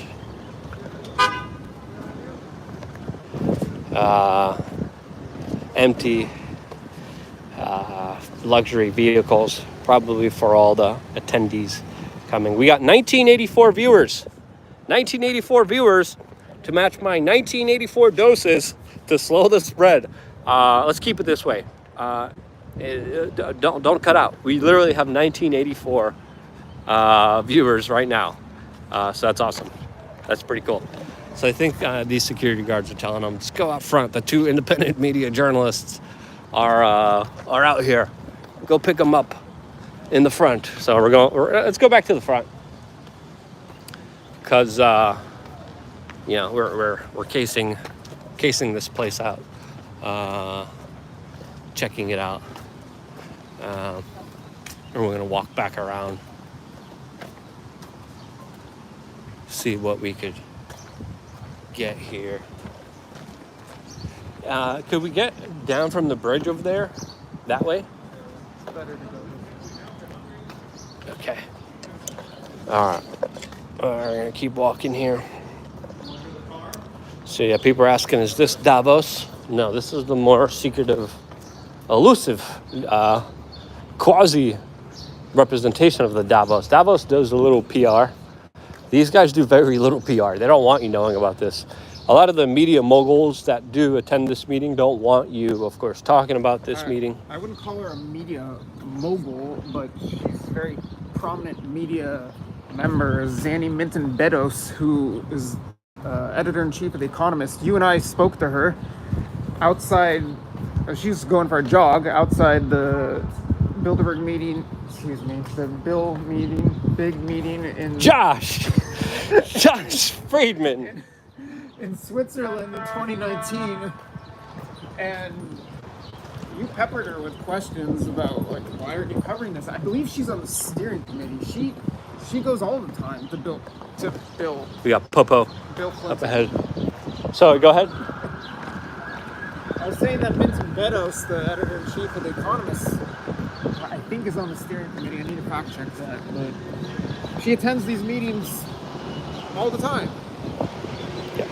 So, question to the viewing audience: who would you like to see at our Bilderberg coverage, and what would you ask them at the big meeting? I made the mistake a number of times too. It's like you're on the surfboard of like technocratic censorship. It's like what members of this big meeting would you like to see us record, and what questions would you like to have us ask them? Let us know in the comment section down below. Again, it's very difficult because, again, we're live, we're raw, we're unfiltered. We're highlighting this broadcast to you, not in a corporate way. The corporate media curates contents, edits contents, and hides a lot of important context away from the general public, as of course they're tightly trying to control a narrative and an agenda. There's no narrative and agenda, especially if I have to free flow talk to you openly from the heart, raw, uncensored, unfiltered, in the moment. There's no filter here. There's me literally seeing what's happening on the ground, reporting and talking about the history and the importance of what actually is going on here in the larger context that it is. So, yeah, you do. So it's a Miss very a- big meeting. How many times did we say the bad B word? I think we already did it like It's a 10 times. Big day at a big meeting. If there's gonna be one of those Wikipedia things down below, I'm not gonna be happy. Yeah, But that's on me. I'm in trouble if that happens. No, it's fine. I did it too. So I'm gonna be like, I know my personal videos have that thing. yeah, it's crazy. But again, Eric Schmidt is going to these meetings. Eric Schmidt is one of the guy at the helm of. All right, I know the first rule of the moderation policy is not to talk about the moderation policy, but if you break down a Wikipedia entry, that Wikipedia entry needs sources. There needs to be reporting that Wikipedia can source in order to put together their entry, whether it be about cats and dogs or whether it be about the bee meeting. So there need to be people doing reporting on this bee thing. Well, another In order to interesting. even have a Wikipedia entry on it. Another very interesting thing about Wikipedia is that Wikipedia literally depersoned me. I've done a lot of reporting throughout my life, confronted a lot of politicians, made a lot of national news, whether it was Rudy Giuliani, Obama's spokesperson. I got some of the craziest comments in Washington, D.C. So look, and Wikipedia says this person doesn't exist, even if they do something. We're not going to mention them in any way. We're going to make sure that they don't get promoted in any way. And we are literally depersoned on Wikipedia, an extremely politically biased organization which works with YouTube as a way to, of course, push and promote their agenda. So we got another $5 super chat saying, Jay Rose says, what do you think they will push the narrative next? Well, they're talking about a lot of conflict in Ukraine, a lot of war representatives. So this looks like the security guards who are talking to the drivers before they pull in, and they're letting them know the skinny, who they're picking up, when they're picking them up, and where they're going. They're coordinating that with where we just saw, and just right up here, we're going to, of course, be back where we were originally. So sadly, we don't have 1984 people watching. We have 1990 people watching. If we could get that to 2022. We're not asking people to drop off, though. Yeah, don't drop off. But let's get it to 2022. Share this video with your friends and family members as we are here. The few people here reporting on the 2022 Bilderberg meeting. Looks like one of the staff members there. Oh, is that a Fiat? Yeah, it looks like one of the staff members there. People are saying Wikipedia is a joke. Absolutely. It's crazy how biased they could be and how slanderous they could be. And it's just disgusting. There were some nasty things written about me on Wikipedia. And I'm no What do they say about you? I don't know if I'm allowed to keep the word, but accusing me of being a racially intolerant person. Wow. Yeah. Crazy.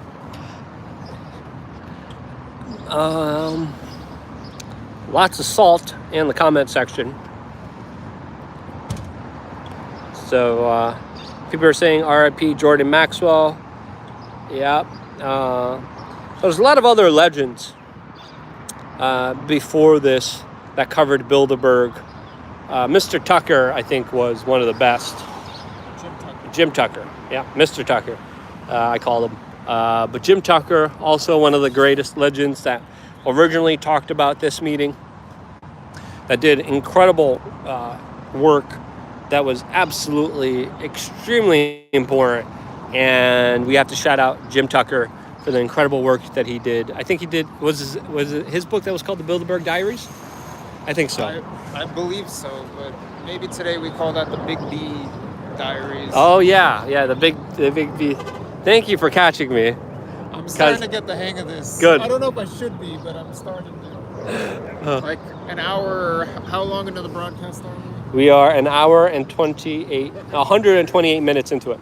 Oh, we're 2 hours in. Yeah. So it took me 2 hours to start catching my own speech. Well, yeah. I'm still I did good in the beginning, and now I'm starting to mess up. So now... Well, it's kind of like our conversations with security or any random passerby who's curious walks up and asks, what's going on here? And they reply, we don't know. People are saying in the comment section, more like build a booger. Ooh, that's pretty close. I don't know. AI might pick that up. Yeah. You never know. People are asking why the quality is suddenly not good. I don't know. I haven't changed anything. But yeah, definitely lots of respect to Mr. Tucker, Jim Tucker, an incredible human being that did a lot of important work in the field of this particular topic. Shouts out to him and all the incredible things that he was able to put out there during these key crucial meetings that are absolutely worth talking about. So these guys are pulling in here.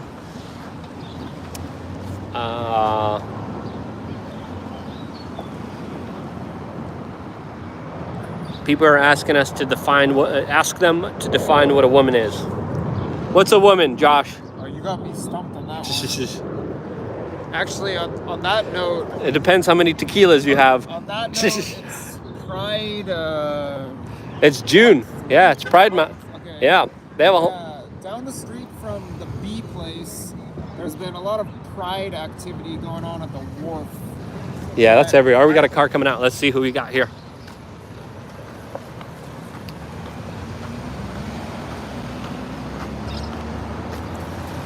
Oh, they got any comments about your participation at the Bilderberg meeting? We're on the wrong side.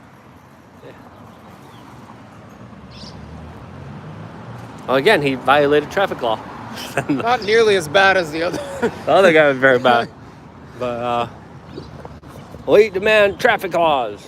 Well, no, there should be less laws. The laws are meant just to impoverish and hurt poor people. That's really what they do more, because if you look at the larger effects of them, rich people could pay whatever fines and penalties, and it doesn't really affect them. Poor people, I mean, fines. That's essentially what it is. What's this? I don't know what that is. What is that? I think that's just a cap.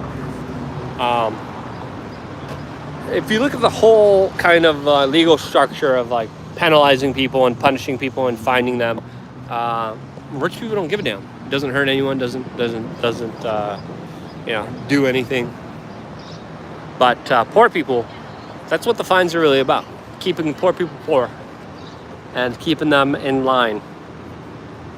A lot of Salty Legion people in the chat room.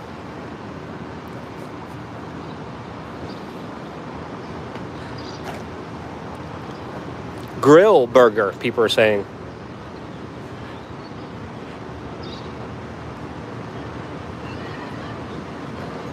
So yeah, we're checking out the comment section outside of the... So we got a $27 super chat, Canadian dollars. So if it's $27 Canadian, it's like $5 American. Canadian dollars not doing too well. He says, Cynthia Freeland, Finance Minister of Canada, did they tell you that you will be taking over from Justin Trudeau and becoming Canada's next Prime Minister? She acts like a sociopath, so I think she's next in line. She is a YGL. I don't know what YGL is, but that is a super chat from the Economic Truth. Thank you so much for that super chat. But yeah, Cynthia Freeland. Chrystia Freeland, I believe. She's another... Oh, we got the... That looks like Karl Rove over there a little bit. A fat guy, bald fat guy on the phone. I would say that Freeland is a very notable name on the participants list. Yeah, very. It's interesting to note. A lot of very prominent people before they become president and prime minister attend this meeting. And that would, I assume, is a lot of the speculation with regard to her. Dan something put out a very interesting video about her past writing and comments about the big B and talking about it About being, this big meeting. yeah. So maybe check out his video because he went in depth about her past comments about B, which are surprising coming from someone who's currently attending B. The big meeting. The big meeting.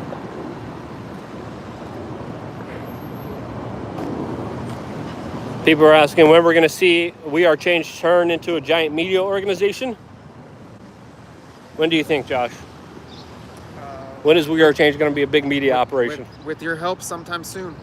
Yeah. Well, we're doing our best here, and everything here was very last minute. I still don't have half of my camera equipment.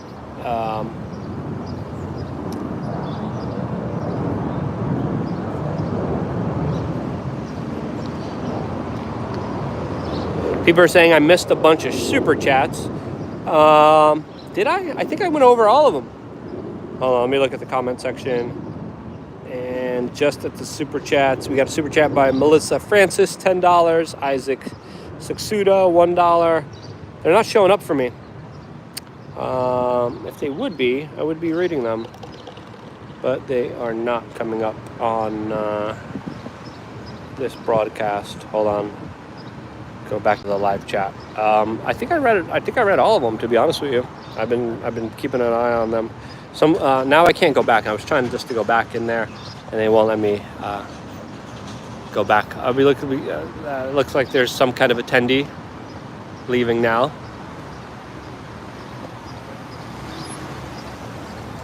Is this someone in there?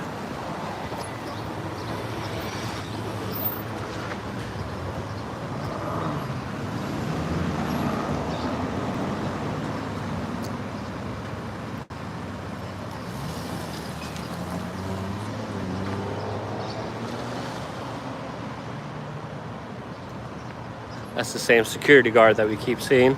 People are asking, where is Alex Jones? Where is he? What'd you do to him? You know better than me. You know the man, I don't. It's not personally. People, someone chatted it in the chat room. Is it me or do their cars look like Bond villain cars? Says a lot. Well, yeah, they're like classic luxury sedan cars. We got another Bilderberg member coming out. See if we could get any kind of perspective on who that is. Hey guys, any comments about your meeting here? Got some papers there, reading some things. You know, maybe you could share with us a little bit. You don't have to hide your elbow. She's giving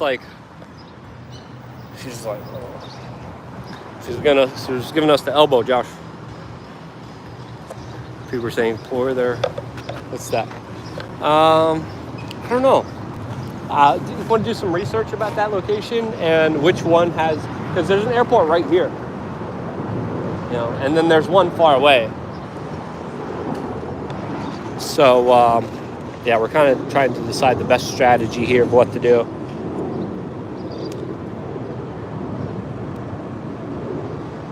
People are saying, please go full on Jones on these mofos. I got no one to go Jones on.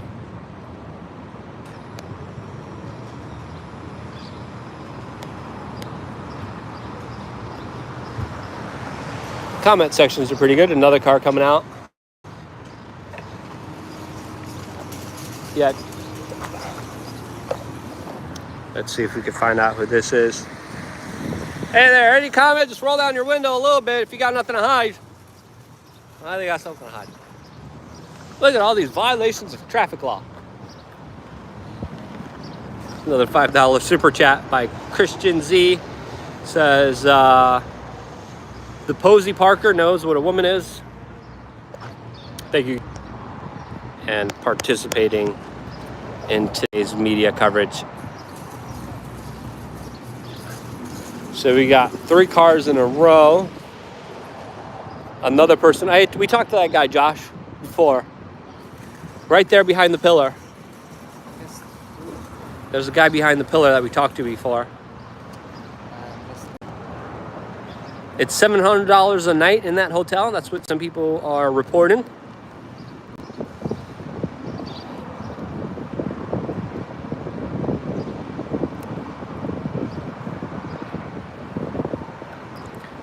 People are saying zoom.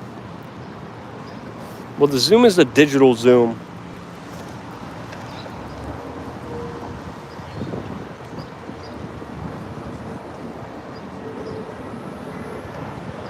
You got a little bit of a point of view here. Oh, look at that fat pug. The dog, not the person. That's a cute dog. I was thinking about getting one of those, but I've been hearing a lot of bad medical stuff about them.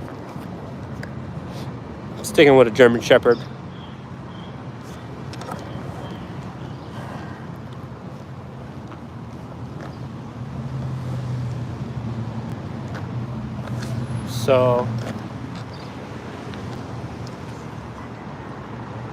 So there's a number of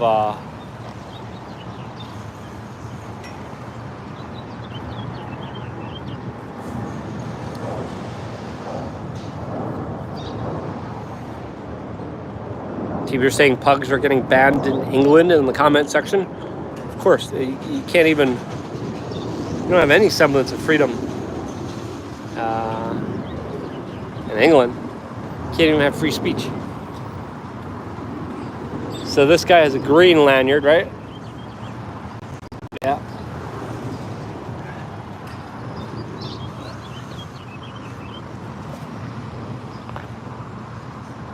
Hey Josh, just that bald guy. What's his name? White shirt. Yeah. He saw the camera and got out of the way.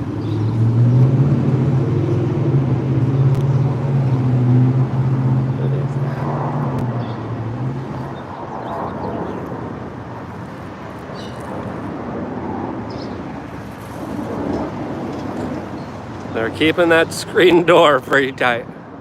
God forbid some journalists got some information about what was going on inside or who was even participating. Oh, this is is that a white lanyard? It is.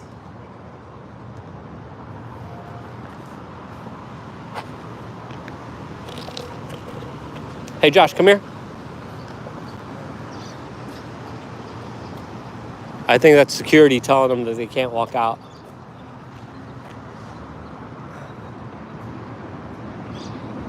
We're allowed to walk here. We're allowed to walk on the sidewalk. So that guy had a white lanyard. He was about to walk out until security stopped him.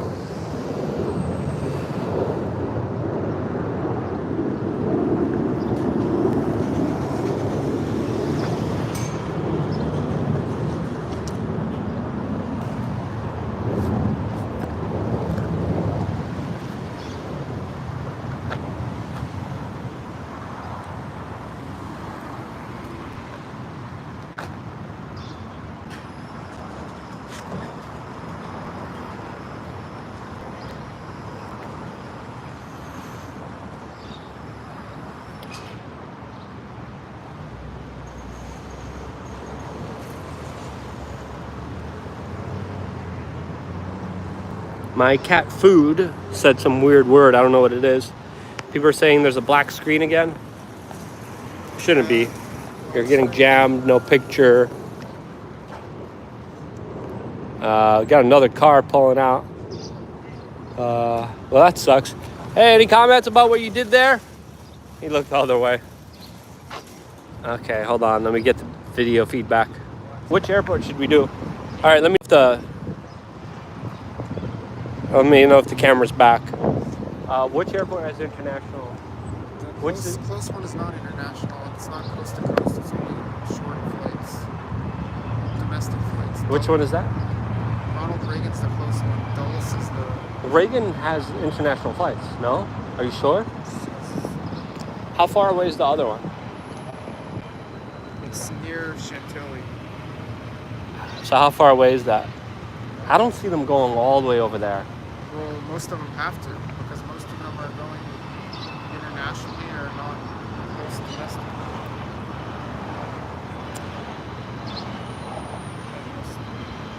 Got some private ones.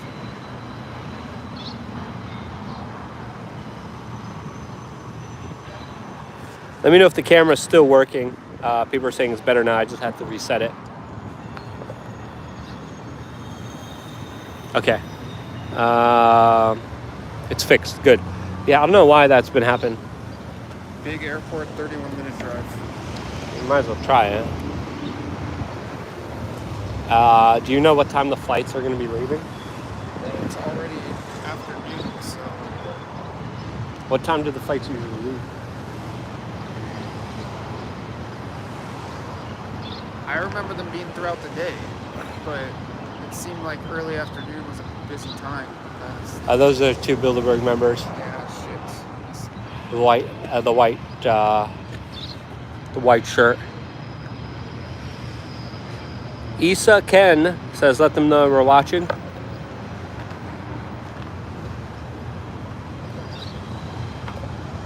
Well, they know we're watching because we're here.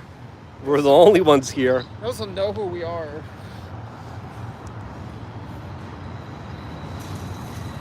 So this is a Bilderberg member, we believe. Odd car choice, though. Well. Hey, how's it going? Any comment about what you did there? Issa Kane says she's watching. All right, we're fixed. And we're back up and running. I don't know why it went down. People are saying we are near Reagan National. I'm trying to think of where they would go. You don't have the friend I'm staying with number, do you? Got another car pulling out here. Hey guys, any comments about what was going on here? What you did inside? You know, what's your Yelp review? What's your Yelp review of the Bilderberg meeting? We demand to know. Wonder if they give Yelp reviews.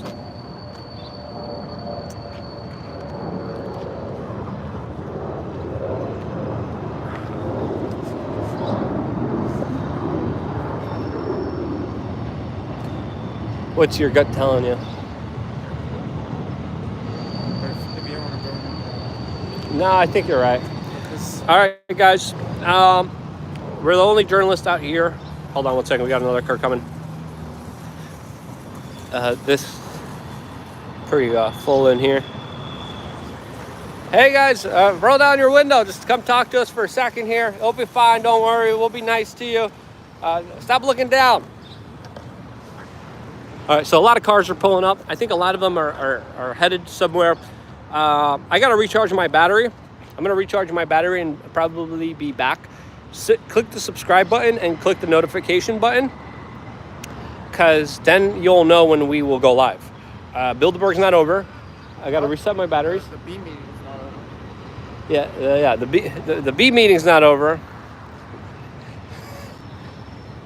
The big meeting is not over. We still got a lot more to report to you. I'm going to be tweeting about this. I'm going to be reporting on this. I'm going to be making a special video about this on lukeuncensored.com later on today. But don't forget to subscribe. Click the notification button. We're going to be up and live whenever we get all the batteries charged up, and we might be in a better situation in order to highlight exactly what's going on here. No license plate. This car, no license plate. Hey there, can we get any comment for your meeting here? Don't roll down your window if you're a part of some sinister evil plot to benefit yourself and screw everyone else over. Well, they're probably all right, so we're gonna recharge the batteries and we'll be back up in just a little bit. Love you guys. Stay tuned for more. Subscribe, click the notification button. We'll have more coming.